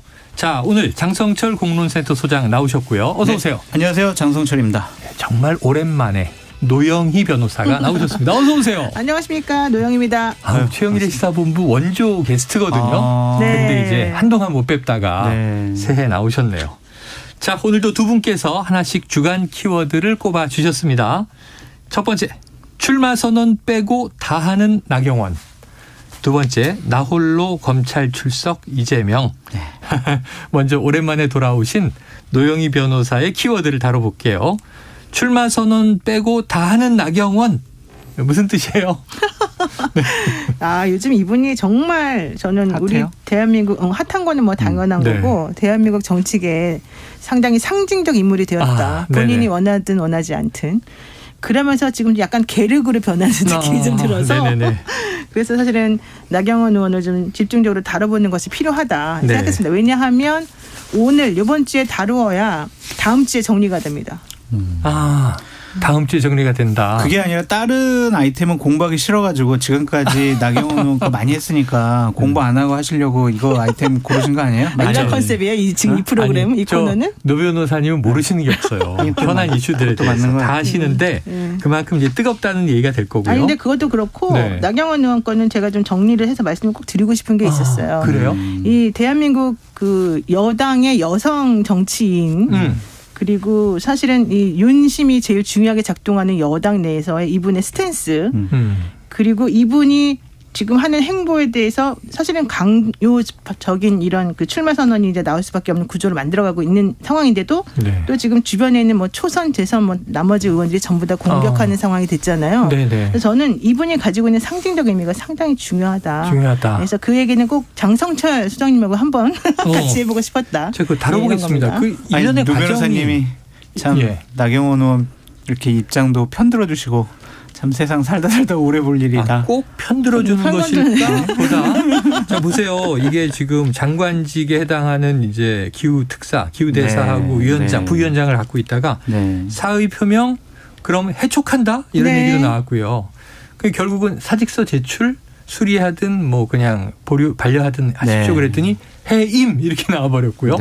그래서 상당히 지금 아까 계륵이 됐다 그러셨는데 전방위 압박을 대통령실과 당으로부터 당하고 지금 출마하나 우리가 계속 지켜봤는데 잠행이에요. 잠행. 그래서 이제 언론이 출마하십니까 했더니 손사래를 지금 쳤다고 하거든요.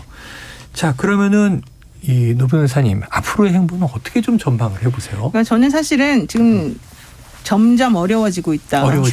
출마가 어려워지고 있다 이렇게 생각합니다. 나경원 의원이 이제 승부수를 던져야 되는 거죠. 이제 내가 나가면서 모든 걸 다 극복하고 일어날 수 있겠다라고 판단은 되면 대통령이 온 다음에 본인이 뭔가 선언을 하겠지만 제가 보기에는 그렇게는 안 될 가능성이 매우 높아 보이고 나경원 의원의 성향상 지금 대통령한테 계속 읍수했는데 계속 면박당하는 상황이잖아요. 게다가 또 이런 게 있다고 그러더라고요. 뭐 제가 직접 본 건 아니니까 100% 맞다고는 할 수 없겠지만 처음에 그 기후대사 임명 받을 때 그러니까 본인이 원래 고령사회 부위원장은 원하지 않았는데 이제 임명이 됐고 준 거고 기후대사 임명 받을 때 대통령으로부터 뭐 물론 농담이라는 얘기도 있습니다만은 이제 중간에 그만두면 안 됩니다. 뭐 이런 얘기가 있었다는 거예요. 그랬는데 그때 대통령의 의중이 이제 농담 반 진담 반이 아니었을까. 그러니까 당신에게 내가 이것을 주는데 그거는 나경원 의원이 원했던 그런 자리라고 하니까 네네네. 대신에 당신은 나오시면 안 됩니다를 경선에 나가지 마. 예, 당대표 나오지 말아라라는 의미를 했을 텐데 그거 지금 어기고 사실 나오는 거거든요. 네네. 근데 본인 입장에서는 나는 안 나간다고 한 적이 없다라고 하겠지만 네네. 대통령의 성정상 그런 것들을 보면서 이 사람이 이런 식으로 행동해라고 하면서 좀 괘씸하게 생각했을 가능성이 커요. 내 뜻을 거슬른다. 예, 예. 그래서 그런 것들까지 생각해 보면 네. 사실 나경원 전 의원은 사선의 중진 의원이기도 하고 우리나라 이 정치계와 법조계에서 역할을 많이 하신 분인데 네네. 그러니까 취급을 당한 것도 사실은 조금 네네네. 이상하고 그다음에 현재까지 그렇게 오래 정치하면서 자기 편 하나 그렇게 없다는 것도 사실 좀 이상하고 네. 여러 가지로 생각할 바가 좀 많은 것 같습니다. 해임에 대해서 이게 뭔가 좀 중간에서 왜곡됐다라는 얘기를 했더니 저는 그동안은 등장하지 않던 대통령실 비서실장이 김대기 실장이 이름을 딱 넣고 대통령은 명확히 파악하고 있고 본 뜻이 맞다. 이렇게 놀랐어요. 그러니까 지금 대통령하고 지금 어느 정도 갈등이 있는 것처럼 보이잖아요. 그렇게 보이죠. 나경원 의원을 좋아하는 의원들이 있더라도 너 지금 대통령 편들래 나경원 의원 편들래 그러면은 어느 강큰 정치인이 그렇죠. 저는 나경원 편들겠습니다. 네. 그럴 사람이 있겠냐. 이것은 지금 게임이 안 되는 거다라고 말씀드리고 지금 나경원 의원은 아마 정치 인생에서 가장 힘든 기간을 보내고 네네. 있을 것 같아요. 낙선했을 때보다 훨씬 더 어려운 정치적인 선택을 해야 될 부분이 있기 때문에 일생일대에 정치적인 생명을 건 도박을 지금 하고 있다. 자, 지금 마지막 가능성이 며칠 남아있는 것 같습니다. 자, 그러면 이제 아까 점점 출마는 어려워지고 있다고 노 변호사님은 예상하셨으니까 장 소장님은 출마 가능성 어떻게 보세요? 저는 일관돼요. 출마하려는 의지는 강하지만 강하다. 결국엔 출마를 못할 거다. 못할 거다. 전 처음부터 얘기를 해왔어요. 왜냐하면 김기현 의원을 당대표로 만들겠다라는 대통령실 윤핵관들의 의지가 너무 강해요. 너무 강하다. 그 압력을 어떻게 이겨낼 수가 있겠습니까? 예. 유승민 의원이 자칫 잘못하면 당대표 될 것 같으니까 룰을 바꿔버리잖아요. 예. 그래서 당심으로 했는데 당심에서 잘 나오니까 나경원 의원을 저렇게 집단적으로 네네. 그냥 폭력적인 행위를 통해서 압력을 가하고 있잖아요. 예, 예. 그 압력을 나경원 의원이 어떻게 뚫고 극복을 할 수가 있을까라는 네네. 생각이 들어요. 지금까지 정치적인 행보를 그렇게 보이진 않았잖아요. 투쟁! 자신의 권력을 그냥 이겨내고 또한 어려운 상황을 극복하고 이거보다는 되게 수능형 정치인이었거든요. 그래서 이러한 압력을 이겨내지 못할 것 같다라는 네. 것과 또한 지킬 게 너무나 많다라는 것. 것이. 네, 그리고 앞으로 출마하겠다라는 의지가 더 강해지고 실질적으로 출마를 하면 더 지저분하게 공격을 할 것 같아요. 아니 지금도 폭력적이라는 표현까지 네. 써주셨는데 이거보다 더 험하게 공격을 받을 수 있다? 아이고 지금까지는 공격 당한 것도 아니에요. 그래요? 네, 그런 거는 그냥 아무것도 아닌 것이고 저는 요즘의 상황은 공포스럽다고 사실 생각해요. 공포스럽다. 그러니까 정치를 하려는 사람이든 누구든 간에 네네네. 어쨌든 무언가를 대통령의 뜻과 어긋나서 뭔가 해보려고 하는 사람들의 입장에서는 상당히 공포감을 느끼는 상황이 계속 네. 벌어지고 있어요. 네네. 근데 나경원 의원은 지금 정치인들이 연판장 돌리고 반대 성명 내고 예. 이런 거 중요하지 않아. 그런 거는 하나도 문제가 안 되는데 실질적으로 그 사람의 망신주기식으로 뭔가 행동을 하겠다고 딱 마음을 먹으면 네. 이분은 살아남을 수가 없는 그렇죠. 거라고 생각할 것 같아요. 그래서 제일 중요한 건 공포스러운 감을 느낄 것이고 네. 두 번째로는 명분이 사실 없어졌어요. 처음에 이분이 계속해서 당대표 제일 처음에는 당대표 생각 안 했을 가능성이 높은데 당대표 나오겠다고 큰 마음을 먹게 된 이유는 뭡니까? 여론조사에서 본인이 막 1등 하니까 그런 거잖아요. 네. 한두 번도 아니고. 그러니까 이 사람이 점점 욕심을 내는 거죠. 그런 상황에서 대통령실에서 좀 눈치를 줬어요. 네. 근데 그거를 모른 척하고 짐짓 모른 척하고 그냥 나갔는데 네, 네. 그러고 나니까 대통령실 주변에 있는 참모들이 다 정리를 해버리잖아요. 예.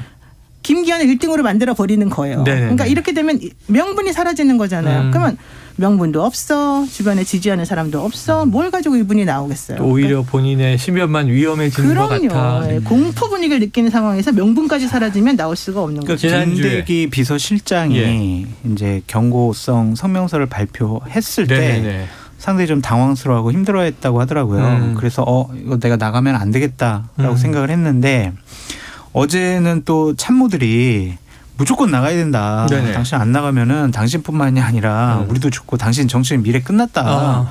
공천이나 받을 수 있겠냐. 그럼 이걸로 정치 인생 끝이다. 지더라도 우리가 나가가지고 우리가 하고 싶은 얘기를 합시다라고 해서 장렬하게 져야 한다. 어제 저녁에는 또 그러면은 나갈까라고 이제 생각을 했는데 이분이 계속 생각이 바뀌는 거예요. 그래서 이제 어떤 얘기까지 나오냐면 김기현 의원이 좀 테러를 열어줘야 되는 거 아니냐. 김기현 의원이 뭐 연포탕 얘기를 하면서 통합 얘기도 하잖아요.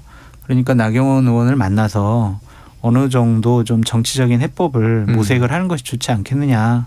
또 그런 것을 좀 기대하고 있는 것이 아니냐라는 생각이 듭니다. 야, 지난주에 장 소장님께서 나경원 전 의원에 대해서 새로운 사실을 취재해 오겠다.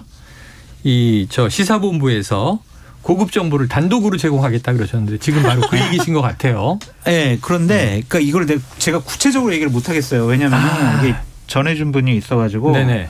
그래서 아마 설 연휴 때 김기현 의원하고도 만날 가능성도 있어요. 회동의 가능성도 있다. 네. 그리고 아직까지는 나는 대통령과 직접 소통을 하면 대통령을 설득할 수 있어. 라는 자신감이 있다. 아직까지는 그 조그마한 끈을 놓지 않고 있어서 귀국하면 대통령과 직접 한번 연락을 시도해보고 만약 연락이 돼서 만나거나 전화통화가 되면 본인이 여러 가지 오해를 쌓았던 부분 해명을 하고 본인이 당대표 돼서 진정하게 정말 윤석열 정권 성공을 위한 진정성을 좀 보여주고 싶다. 그런 생각인데 거기서도 만약 연락 안 받을래. 그리고 아니야 이번엔 나가지 마. 내가 그동안 그렇게 얘기했잖아. 김기현이라니까. 이러한 신호를 받으면 못 나오겠죠. 저는 그 단계는 이미 지났다고 봐요. 지났다. 네, 대통령실에서 지금 김대기 실장이 입을 열었잖아요. 그렇죠. 근데 항상 얘기하는 게 김대기 실장 그 입 무거운 사람이 입을 열었다예요. 그러니까 그분이 나서서 이걸 정리를 해준 셈이 되는 거예요. 그렇죠, 지난번에 그렇죠. 딱 면박 준 게. 네. 게다가 나경원 의원을 부추긴 사람들이 있어요. 그 부추긴 사람들은 이 당 내에서 핵심적인 정치인들이 아니에요. 그 주변에 있는 제가 알고 있는 여러분이에요. 그런 분들은 당 내에서의 핵심적인 세력을 갖고 있는 분이 아니기 때문에 비주류들인데 그런 분들이 옆에서 부추기고 참모진이라고 하는 그런 분들하고 얘기를 했다고 해서 그게 자신을 보호해주지 않는 거거든요. 그런데 상황이 이렇게 되고 난 그래도 대통령하고 관계가 오래되었고 상당히 오래전부터 알고 있던 되게 친한 사이니까 대통령은 내가 얘기하면 들어주겠지라고 하는 순간에 이미 끝났어요. 지난번에 대통령이 그렇게 생각하지 않을 거다라고 말했다가 이미 끝난 상태예요. 그래서 제가 봤을 땐 더 이상 그런 걸 가지고 기대하기는 어려워지고 아름다운 퇴장을 어떻게 할 것이냐. 그래서 지금 여기서 안 나가더라도 다음을 노리고 자신이 이 룸을 만들어 놓을 수 있도록 국민의힘 안에서 룸을 만들어 놓을 수 있도록 뭔가 조치를 취해 준다면 그걸 못 이기는 척 받아들이면서 정리를 할 가능성이 높아져서 그걸 얼마나 잘 제안을 하느냐 이거에 따라 달라진 것 같아요. 근데 저는 제가 참모라면 나경원 의원에게 정치 생명을 걸고 이번에 출마하시라라고 얘기할 것 같아요. 그냥 지금 이 상태대로 접으면 그냥 중진 의원으로서의 역할은 할 수 있겠죠. 중진 전직 의원. 전직 의원이죠. 근데 본인은 정치 지도자가 되고 싶어 하잖아요. 그런 정치 지도자가 되려면은 결단을 통해서 정치적인 역량을 보여줘야 합니다. 그 기회가 왔어요. 여기서 굽히면은요, 그냥 지도자 안 돼요. 그냥 다음번에 서울시장이라든지 대선 출마 못 해요. 그냥 잘하면 2024년 총선 출마해서 정말 잘 되면은 거기서 배지 달고 혹시 국민의힘이 여당이 제1당이 되면 국회의장 정도는 할 수 있겠죠. 그런데 본인이 생각하는 정책 욕심은 그보다 더 크거든요. 그럴 거면 출마해서 당원들의 심판을 받아라. 윤핵관들과 대통령을 옹호하고 뭐 충성 경쟁하는 의원들의 압박에 굴해서는요 정치 지도자가 될 수 없습니다. 지도자가 될 수 없다. 알겠습니다. 그런데 지금 이제 또 그 이후에 나경원 전 의원의 지금 뭐 심경과 행동이 변화하고 있는 과정에 당권 주자들의 상황도 이제 막 변동하고 있죠. 김기현 의원은 이른바 김장연대인데 지금 이제 지지율이 잘 나왔단 말이에요. 그러니까 갑자기 김장철이 지났다. 이게 무슨 의미일까요? 저는 자신감 회복이라고 봐요. 예전에 김기현 의원은 혼자서는 독립적으로 나서서 뭔가 할 수 있는 사람이 아니라고 생각했던 것 같아요. 그래서 장제원 의원의 힘이 필요했던 거죠. 필요했다. 근데 지금은 장제원 의원의 힘이 부담으로 작용하고 있어요. 오히려 마이너스 정치가 되고 있거든요. 그러니까 일단은 그분하고 좀 끊어내야 되는데 그렇게 끊어낼 수 있게 한 계기는 여론조사 플러스 여러 가지 이제 주변에 둘러싼 상황이에요. 게다가 나경원 의원이 사실 나올 가능성이 아직도 남아있는 이유는 나경원 의원이 나와가지고 들러리 서줄 가능성도 좀 염두에 둬봐야 된다는 거예요. 오히려 왜냐하면 나경원 의원이 안 나오게 되면 안철수 의원이 나경원 의원의 표를 상당히 가져갈 거다라고 하는 얘기가 있어요. 그래서 이게 결선 투표를 하는 것이 오히려 김기현 의원 쪽에 안 좋다라는 분석들이 있거든요. 그렇게 되려면 오히려 나경원 의원이 표를 분산시켜주는 게 나을 수도 있어요. 오히려. 지금 현재 국민의힘에 새로 가입한 당원들이나 이제 당대표를 뽑을 수 있는 사람들이 그 실질적으로 윤핵관이 이렇게 행동하는 걸 썩 좋아하지 않아요. 그래서 이게 변수가 될 거라는 주장들을 많이 하잖아요.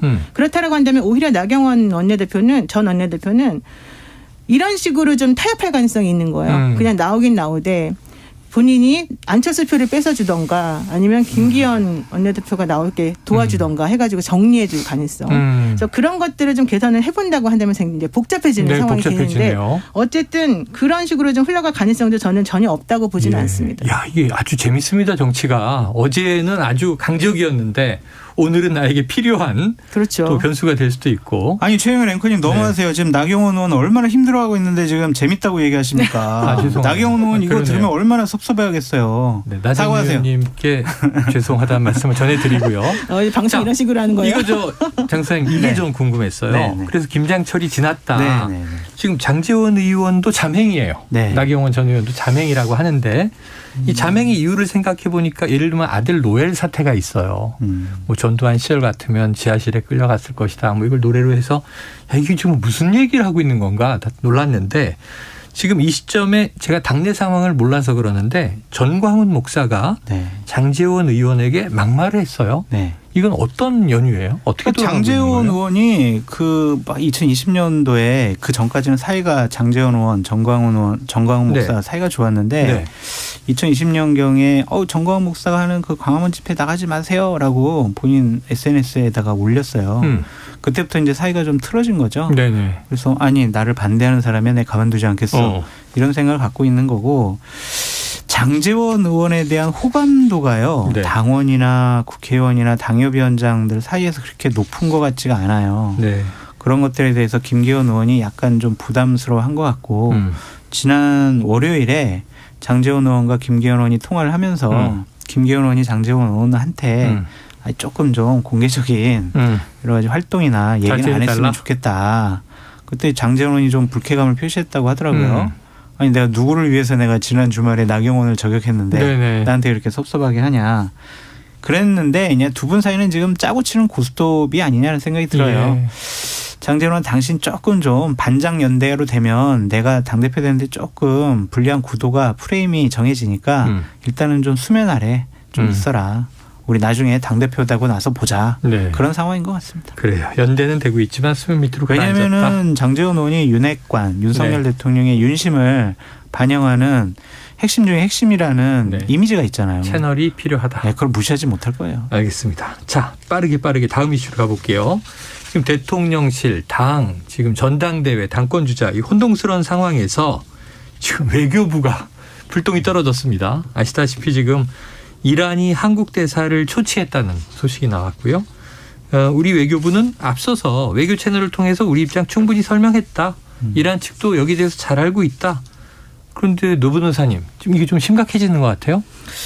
아니 그러면은 어떻게 설명했는지 물어보니까 그건 또 공개할 수 없다 이렇게 하더라고요. 아마도 이제 우리한테는 말 못할 또 그런 게 있는가 봅니다. 그럼에도 불구하고 초치는 뭐 당연히 외교적으로 또 그 나라에서 할 수 있는 행동이기 때문에 엄중하잖아요. 저는 그게 어쩌면 형식적인 것일 수도 있다고 생각해요. 우리도 사실은 그 다른 일본 같은 곳에서 뭔가 잘못하면 그 나라 이제 외교관 불러가지고 초치하잖아요. 그러니까 그건 뭐 당연한 조치라고 생각하는데 이제 문제는 이것으로 인한 후폭풍을 이란이 정리를 해줄 것이냐 이제 이런 얘기예요.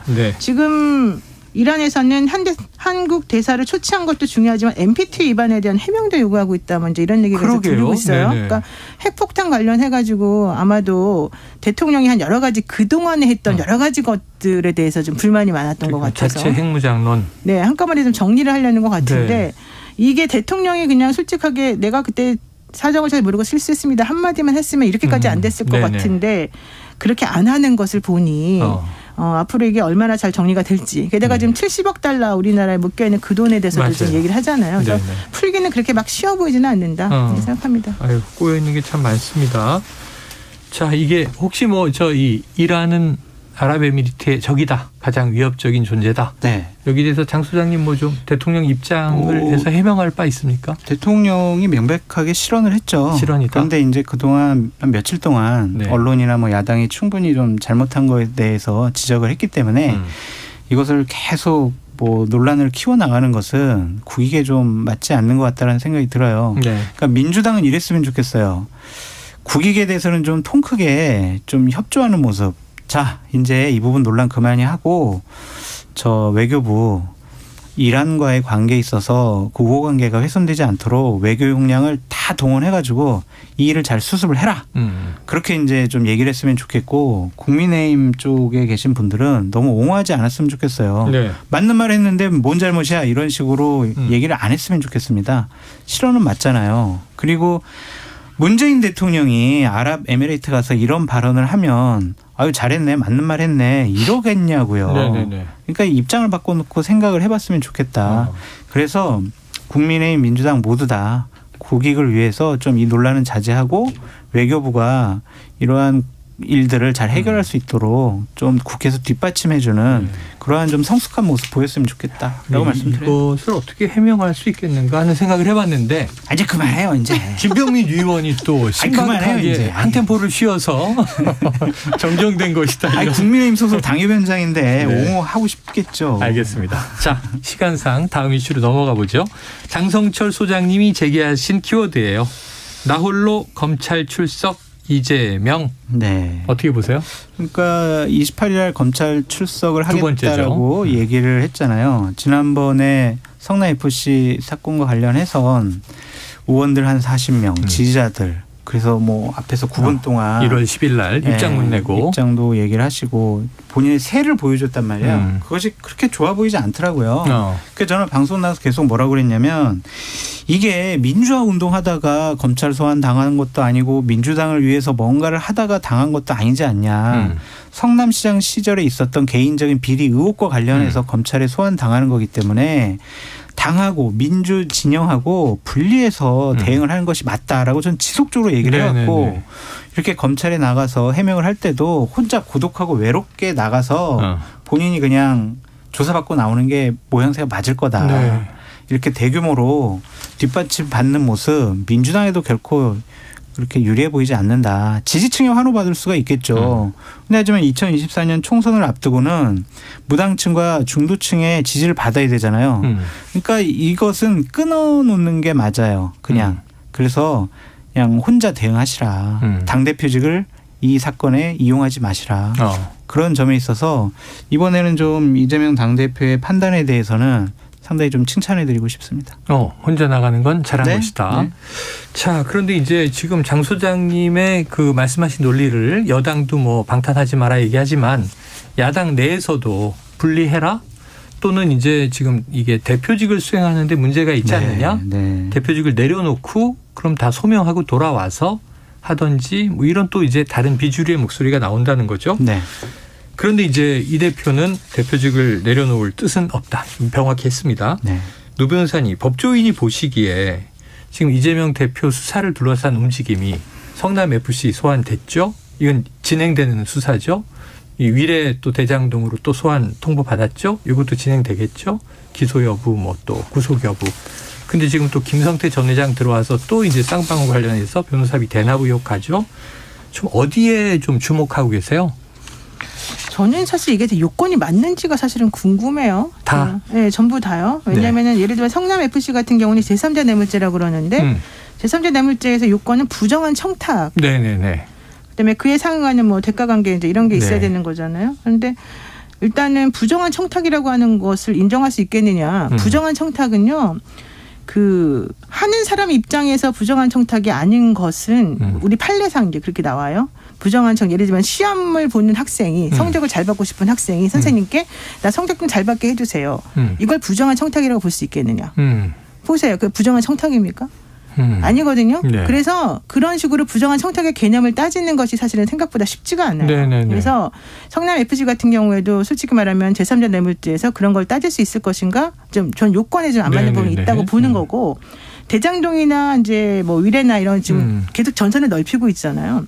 이 건과 관련해서도 직접적으로 어떤 뇌물을 받았는가. 네, 이제 네. 이게 또 약속, 수수 뭐 이런 거에 초점을 두겠지만 예. 그런 것들도 지금 직접적으로 연결고리가 뭐가 있는지는 사실 제가 좀 정확하게 판단하기가 어려워서 제가 봤을 땐 요건이 조금 안 맞는 것 같다. 그리고 또 하나는 이제 아까 장 소장님은 그냥 혼자 나가서 이렇게 조사받고 하는 게 좋겠다라고 하시지만 제가 그냥 생각해 봤을 때는 우리 대한민국에서 만약에 최영일 평론가나 아니면 우리 장 소장님이 만약에 성남시장이었다. 그 당시에. 그랬으면은 이거보다 더 이익 환수 더 잘하고 더 그냥 200% 300% 더 탈탈 털어가지고 그냥 뺏어오고 다 뺏어오고 할 수 있었을까? 저는 아니라고 봐요. 예를 들면 LCT 같은 경우 보세요. 뭐 개인 민간인 이익이 엄청나게 갔지만 환수된 게 없잖아요.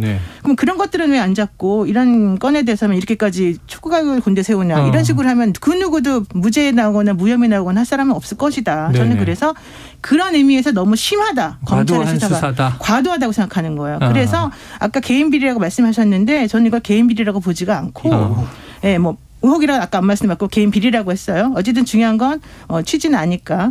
중요한 건 이렇게까지 하는 거는 누가 보더라도 심하다. 그래서 이런 거에 대해서 있다? 그런 것에 대해서 뭐 40명이 나간 거를 욕하고 이거는 두 번째 문제이다. 이렇게 보는 거죠. 자, 이게 잘 해명이 될까 하는 이제 대목이 있습니다. 지금 이제 예를 들면 근데 이런 데 집중을 하는 거예요. 언론에서 이제 오늘도 어제도 나오는 뉴스가 자, 김성태 전 회장과 이재명 대표는 아는 사이냐? 서로 모른다고 두 사람이 얘기를 했고 통화한 바도 없다고 그랬고 전화번호도 모른다 그랬는데 법정 진술로 두 사람은 잘 아는 사이로 알고 있다. 뭐 이런 진술이 나왔다고도 보도가 나오니까 그러면 아는데 거짓말한 건가? 이런 이제 혼란을 청취자나 국민들이 갖게 되잖아요. 이재명 당대표도 좀 자신 없어 하는 것 같아요. 어제 KBS 9시 뉴스 인터뷰 있었습니다. 아니 누가 그냥 술 먹다가 뭐 전화를 바꿔준 것 같은데 난 기억은 안 나. 이제 예전과는 다른 입장을 얘기를 한 통화한 거죠. 적은 있을 수도 있다. 근데 기억은 안 난다. 이제 이렇게 얘기를 했잖아요. 이런 부분들을 보면 김성태 전 회장과 이재명 당대표가 과연 진짜 서로 모르는 사람들일까. 네네. 그렇게 모르는데 이재명 측근 이재명 당대표와 관련된 사람을 쌍방울과 계열사에 그렇게 사회이사 8명이나 그렇게 영입한 게 이게 그럼 아무도 모르는데 왜 그랬을까. 네. 그리고 작년에 대선 후보 경선 때 왜 쌍방울 대표이사 그때 회장 양 회장 또 계열사의 사장들 자문위원들 이 4명은 왜 이재명 당시 후보에게만 1,000만 원씩 4천만 원을 후원했을까? 모르는 사이인데. 왜 그랬을까? 그런 것들 보면 두 분이 아는 사람이 아닐까? 그런 정황적인 증거들이 있으니까 의심을 하는 거죠. 네. 변호사비 대납했는지 모르겠어요. 이재명 경기도지사의 지시에 의해서 아태협에 뭐 대북 불법 송금이 일어났는지 모르겠어요. 네. 하지만 이상한 부분들이 많기 때문에 김성태 전 회장도 조사해야 되고 이재명 당대표도 조사해야 된다. 그래서 거기서 아무런 혐의가 없네. 연관성이 없네. 그러면 이 부분 클리어 되는 거지. 이거를 왜 조사해? 우리 억울해. 이 조사 윤석열 정권에서 시작한 거 아니잖아요. 문재인 정권 하에 있는 검찰이 시작했잖아요. 그러니까 정치 보복, 검찰 탄압 이 프레임도 안 먹히는 것 같아요. 그래요. 자, 프레임은 안 먹힌다. 정황은 지금 여러 가지로 수상하다. 그런데 이제 노변호사님은 유죄야, 뭐 유죄야, 뭐 나쁜 사람 이렇게 규정하는 것도 저는 맞지 않다고 생각이 들고. 근데 하지만 어쨌든 책임 있는 야당 지도자잖아요. 그러면은 본인에게 제기된 여러 가지 비리 의혹과 관련해서는 명백하게 해명하고 클리어하고 가는 게 맞아요. 그래서 이제 민주당 쪽에서의 또 주장은 검찰이 자꾸 정보를 쪼개서 언론에 흘린다. 피의 사실을 공표하는 거 아니냐. 또는 왜 김성태 전 회장이 뭐 그렇게 중요하길래 비행기 타고 입국하는 과정이 다 생중계돼야 되느냐. 그러니까. 근데 이게 좀 제가 보기에는 사안의 내용 의혹보다는 과도한 관심이 이제 커진 것 같은데. 네. 노 변호사님 그런 측면이 있습니까? 아니, 전 그렇지 않다고 봐요. 네. 네. 변호사비 대납을 해줘야 될 동기나 이익 같은 게 이제 있어야지 그 많은 돈을 주겠죠. 만약에 정말 한다면. 일단 저는 이재명 대표가 그 당시 재판받을 때 지급했던 개인적으로 지급했다고 인정되는 그 몇 억에 상당하는 변호사비 매우 충분한 금액이었다고 생각을 해요. 아무리 정관이라 하더라도. 네. 그러니까 나머지 20억이나 줘야 된다는 거 저는 생각해 본 적도 없어요. 그런 사건에서 20억을 변호사비로 줄 정도면 엄청나게 쌍방울하고 직접적으로 뭔가 좀 잘 해줬어야 되겠죠. 네네. 근데 지금 그렇게 드러난 거 없거든요. 게다가 변호사비를 대납하는 것하고 누구를 잘 아느냐 모르느냐 하고는 또 별개 문제입니다. 네네. 예를 들면은 저하고 장상철 소장하고 알긴 알지만 친하지 않아요, 우리. 네. 그렇잖아요. 예. 우리가 좀 친하다고 생각했는데 너무하세요 진짜. 그러니까 마상을 입으셨습니다. 그러니까 사석에서 누님이라고도 했는데 안 친하다고 그러니. 그러니까 안다 모른다. 뭐 누구랑 친하다 아니다. 이건 사실은 주관적인 개념이라서 이런 식으로 범죄가 성립하냐 아니냐를 말할 때 중요한 개념이 아니라는 것이죠. 근데 이제 저희 일반인 눈이 보기에 우리는 나는 상관없어. 대장동 난 상관없다니까. 근데 최종 결정권자였고 오른팔 왼팔 정진상, 김용 다 구속당했잖아요. 네. 성남 도시개발공사 유동규. 사장 대행했던 유동규 누가 임명했냐고요. 그 사람들 지금 다 구속당하고 있고 수사받고 지금 재판받으려고 하고 있잖아요. 왜 그런 점에 대해서는 제대로 해명 안 하시냐고요. 네. 뭔가 있다라고 생각할 수밖에 없는 거죠. 알겠습니다. 양쪽의 시각이 크게 다릅니다. 어쨌든 장 소장님은 친하다. 노 변호사님은 친하지 않다. 이렇게 정리하죠. 자, 장승철 공론센터 소장, 노영희 변호사와 각설하고 시즌2 함께했습니다. 자, 예예. 지금 하나를 더 물어봐야 되는 게 있네요. 그래요? 예, 지금 장 소장님께 이 질문 하나 더 드릴게요. 이 와중에 지금 친문계 움직임이 눈에 들어왔어요. 자, 이 문재인 전 대통령은 책방을 연다고 해서 서점. 평산 작은 책방. 그런데 또 하나 이 친문 출신 인사들이 대거 참여하는 정책 포럼 사의제가 공식 출범을 한다고 하는데 이게 또 친문계 의원들이 참여하는 싱크탱크 민주주의 4.0이 공개 토론을 한다. 이런 이 갑작스러운 이 시점의 움직임 어떻게 관측하고 처음 보는 현상이죠. 우리가 처음 보는 거예요? 전직 대통령은 대부분 조사받아가지고 감옥 가거나 뭐 아니면 뭐 병석에 있거나 그래서 대외적인 활동을 이렇게 한 적은 없는 것 같아요. 네네네. 이례적인 일이죠. 이것이 그냥 지금 민주진영이 상당히 어려워지고 있으니까 내가 좀 구심점, 중심적인 역할을 좀 해서 사람들을 좀 붙잡아 놓고 다독이는 효과를 꾀해야 되겠다라는 정치적인 판단이 들어가 있다면 좀 부적절한 것으로 보여져요. 그래서 저는 문재인 대통령께서 뭐 과거에 잊혀지고 싶다라고 얘기하셨다라는 점에 대해서 비판하고 싶지는 않은데 책방을 여신다라는 취지가 있잖아요. 마을 주민들과 소통한다고. 그럼 제발 총선을 앞두고 뭐 정치 지망생, 민주당 현직 국회의원들, 당협위원장들이 가가지고 문재인 대통령과 사진 찍고 정치적인 발언하고 나 문재인 대통령이 저 응원했어요. 막 이런 식으로 활용할 수 있도록 그 장소가 이용되지 않았으면 좋겠어요. 진짜 전직 대통령으로서 평화와 뭐 환경 이런 거에 신경 쓰시는 그런 큰 어른의 모습을 보여줬으면 좋겠다라고 말씀드려요. 알겠습니다. 노 변호사님도 뭐 바람이 있으십니까? 과연 그런 것이 옳은 행동인지 잘 모르겠습니다. 저는 정치 안 하렵니다. 그래서 노 변호사님 여기서 정치 안 하신다는 선언으로 마무리하겠습니다. 저도 안 합니다. 정말이에요? 장성철 공론센터 소장, 노영희 변호사, 각설하고 시즌2 여기서 진짜 마무리할게요. 두 분 말씀 고맙습니다. 감사합니다. Splish splash, I was taking a bath. Long about a Saturday night.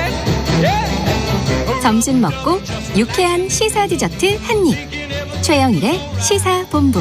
Well, I stepped out the tub and put my feet on the floor. I wrapped the towel around me and I opened the door. And then 네, 경제를 알기 쉽게 풀어보는 경제본부 시간입니다. KBS 보도본부의 경제 스토리텔러 서영민 기자 나오셨습니다. 어서 오세요. 안녕하세요. 오늘은 더 멀끔해 보이신다. 면도를 했습니다. 그렇군요, 역시. 자, 오늘은 중국 이야기를 해 주신다고요? 네. 우리 올해 경제 열쇠 그리고 거울 두 가지가 다 중국에 있다. 그 열쇠가 중국에 있다는 얘기는 중국에 달려있는 측면이 굉장히 크다라는 얘기고. 우리 경제가. 네. 그리고 거울 얘기는. 이거 뭘까요? 우리 경제를 중국 상황에 비춰보면 비슷한 측면이 많은데 우리가 우리 경제 볼 때는 안 보이던 게 중국의 모습을 평가하면서는 보일 수 있다. 우리를 보는 거울이다. 재밌네요. 열쇠와 거울. 자, 첫 번째 이야기부터 중국에 달려있다. 열쇠입니까? 일단 관광 얘기부터 시작해보죠. 관광. 네네. 사실은 2019년에 우리나라 방문한 외국 관광객 1,750만 명 가운데 3분의 1이 중국 그리고 한 2, 3% 정도는 홍콩 합하면 한 38% 정도가 중국향 관광객이었습니다. 중국에서 온. 아니, 명동에 가면 정말 많았죠. 사실 정말 도시에서 많이 만날 수 있었는데. 2019년이 우리 관광의 피크였는데 그다음에 코로나가 왔으니까요. 근데 그때 생산 유발 효과 뭐 이런 거 다 따지지 말고 직접적으로 관광 수입만 25조가 됐었다. 그러니까 25조만큼 내수가 창출이 된 겁니다. 관광으로. 그리고 거기 더해서 취업 유발 효과. 그러니까 관광은 노동 집약적인 서비스 사업이기 때문에 그 고용 유발 계수가 상당히 높습니다. 좀 더 일자리가 많이 나오는 산업이라는 뜻입니다. 그리고 그 유발 효과가 한 46만 명, 실업자 46만 명을 구제할 수 있는 사업이 코로나 기간 동안 없어졌었다. 근데 이 관광 산업의 가장 큰 손님이 중국이다. 38%니까요. 그리고 중국 관광객들은 다른 나라 관광객들보다 좀 더 많이 쓴다. 평균적으로 1인당 200만 원 정도 쇼핑에 쓴다라고 우리나라 그 정부에서 한 조사에서 결과가 나오는 게 있거든요. 그러니까 이 중국 관광객들이 돌아온다면 올해 중국이 제로 코로나 풀리고 나면 이제 조만간 풀릴 텐데 그렇게 되면 상당한 내수에 도움이 될 수 있다. 요 이유가 하나가 있습니다. 그러면은 자, 그런데 중국이 최근에 비자 규제 조치를 해서 지금 이 뉴스에 보면은 항상 중국인이 지금 코로나 풀리면 가장 가고 싶은 나라 한국이 이제 상위에 올라 있고 그랬는데 그렇죠. 비자 규제 조치가 어떻게 해요? 중국은 이런 측면이 있는 거죠. 그저 고맙기만 한 나라는 절대 아닌 거죠. 아니다. 네. 왜냐하면 중국은 한국 비자 제한 조치를 보복 차원이라고 이미 선언을 했어요. 직접적으로. 우리 한덕수 국무총리는 보복이라고 생각 안 한다 그랬는데. 이런 적이 한두 번이 아니고 사드 보복 때도 그랬고 언제나 좀 고압적인 태도고 솔직히 말하면 좀 같이 안 놀고 싶은 마음도 들잖아요. 우리가 약하다고 우리 무시하는 거야? 라는 생각도 늘 들고 영국의 이코노미스트지는 바로 이 상황을 놓고 중국이 한국의 약한 고리를 이렇게 잡고 흔들고 있다. 테스트하고 있다. 근데 사실은 우리가 그렇다고 해서 중국 관광객 포기할 수 있겠습니까? 경제적 관점에서 선진국들이라면 관광은 포기할 수 없는 산업입니다. 그 지금 성장의 한계에 있는 산업의 어떤 그 플러스 요인이 되어줄 수 있는 거의 유일한 그 산업이기 때문에 게다가 우리는 문화 강국 아닙니까? 문화 강국이 관광을 포기한다? 있을 수 없는 일이고 가장 큰 손님인 중국 손님을 포기할 수도 없다. 그래서 돈에는 국적이 없기 때문에 왕서방의 돈이라도 벌어야 한다라고 생각을 해야 하는 거죠. 자, 그런데 이제 관광 이야기로 시작을 했지만 더 큰 대목 지금 내수 관광이 이제 끼치는 영향 회복했으면 참 좋겠는데 지금 수출 이슈도 걸려 있는 거 아니에요? 아무래도 관광이 이해하기 쉬우실 테니 관광으로 시작했지만 본질적으로는 수출이죠. 삼성전자가 작년에 반도체 업계 2등을 했습니다. 원래 1등이었는데 1등은 TSMC가 했고요. 삼성전자 작년 매출이 어제 나온 가트너 조사 결과 기준으로 10% 정도 줄었습니다. 그러니까 매출이 준다는 건 사실은 굉장히 안 좋은 신호인데 삼성전자에게는 그 신호가 온 겁니다. 근데 그게 왜 그렇게 됐느냐. 반도체 수출이 좀 안 됐기 때문인데 그 이유는 당연히 우리가 다 알고 있듯이 세계 경기가 둔화되고 있기 때문인데 근데 그래프를 보면 중국을 향하는 무역 수지, 그러니까 중국으로부터 벌어들인 돈, 지난 한 30년 이상 동안 개혁 개방 이후 중국의 개혁 개방 이후 늘 흑자만 기록했는데 지난 하반기에는 8달 가운데 한 달 빼고 다 적자였습니다. 중국에 대해서. 왜 그렇게 됐느냐. 다양한 이유가 있지만 반도체 때문입니다. 그러니까 다른 구조적인 요인들도 많습니다. 뭐 배터리 소재를 우리가 수입한다든지 아니면 중국 자체의 기술력이 굉장히 높아졌다든지 이유가 있지만 작년 하반기만 딱 놓고 뭐 때문에 이렇게 됐느냐 하면 반도체 경기가 급락해서입니다. 삼성전자가 안 좋은 게 대중국 수지에서 그대로 나오는 겁니다. 그러니까 우리나라 수출이 무엇이냐. 반도체다, IT 기기다라고 했을 때 그건 단순히 그냥 우리나라의 수출은 전 세계로 한다라고 생각할 수가 없는 것이 왜냐하면 반도체 경우에 우리나라가 수출하는 반도체 50%가 중국으로 갑니다. 중국, 홍콩. 그러니까 가장 큰 고객이고 이 고객이 어떻게 되느냐가 우리에겐 매우 중요합니다. 그래서 중국의 성과, 올해 경제 성과는 당연하게도 그 관광을 통해서 우리에게 내수 차원에서도 영향을 미치지만 우리가 수출하는 반도체라는 것이 사실은 중국으로 보내는 것이 거의 절대 다수기 때문에 중국의 경기가 매우 중요하다. 열쇠다라는 겁니다. 지금 그 말씀을 들으니까 이제 최근에 지난해 이제 중국의 경제 성장률이 3%로 매우 저조했다. 이 중국의 저성장 기류 심각하다. 이런 얘기를 이제 들었는데 남의 나라 얘기라고 생각했는데 바로 직결되는 거니까. 바로 우리 얘기입니다. 올해 우리 경제를 보려면 중국 경제에 뭘 우리가 좀 주목해야 돼요? 그러니까 리오프닝이라고 부르죠. 지금 이제 제로 코로나 포기했고 작년 연말부터 환자가 폭증하고 있지 않습니까? 그렇죠. 지금은 폭증하지만 만약에 이 시기가 지나고 난다면 가라앉겠죠? 중국이 활짝 열릴 텐데 그 활짝 열린 공간이 정말 경제적으로 우리가 기대하는 종류의 그런 굉장히 좋은 고성장 시기로 돌아가는 어떤 모멘텀이 될 것이냐. 이게 상당히 중요합니다. 그렇죠. 왜냐하면 그렇게 돼야 우리도 함께 같이 가는 거기 때문에 세계은행은 4.3% 성장할 거라고 봤는데 중국이 올해. 근데 사실은 중국에서는 아마 올해 3, 4월 되면 전인대 할 텐데 그때 5, 6% 제시할 가능성이 높아요. 지금 미국 투자은행들도 한 5, 6% 생각하고도 있거든요. 긍정적이라면. 만약에 이게 좀 더 좋아진다면 우리 경제는 상방 요인이 되는 겁니다. 코로나 이후 중국이 어떻게 되느냐. 중국이 남의 얘기가 아닙니다. 이거. 열쇠입니다. 우리 경제. 그리고 중국이 경제 성장 얼마나 우선할 것이냐. 빅테크 기업들 이렇게 막 때렸잖아요. 그거 그랬죠. 올해도 계속할 거냐. 안 한다면 그것도 좋은 요인이 될 수 있다. 여러 가지 변수가 있다. 자, 시작할 때 이야기를 두 갈래로 정리해 주셨어요. 지금 이야기한 거는 이제 열쇠. 중국에 달려 있다.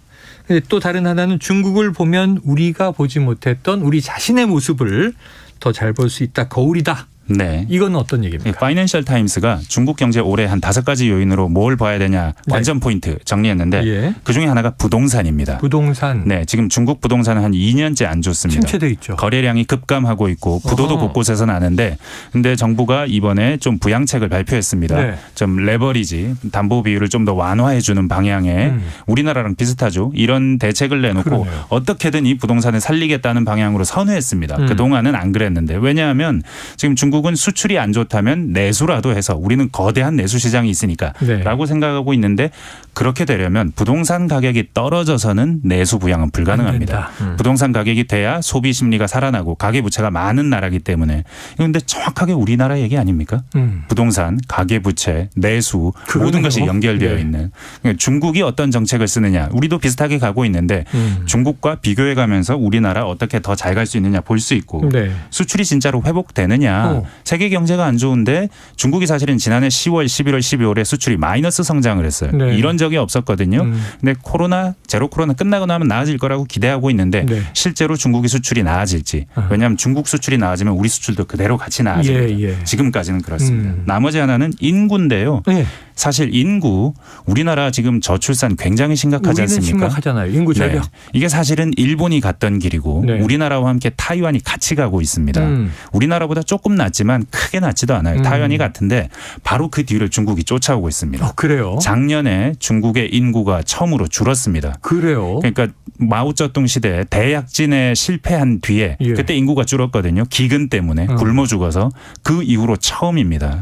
중국도 우리 같은 노선을 가고 있는데 이건 결국은 노동이 이렇게 줄어들면 굉장히 힘들어지는 상황이 오거든요.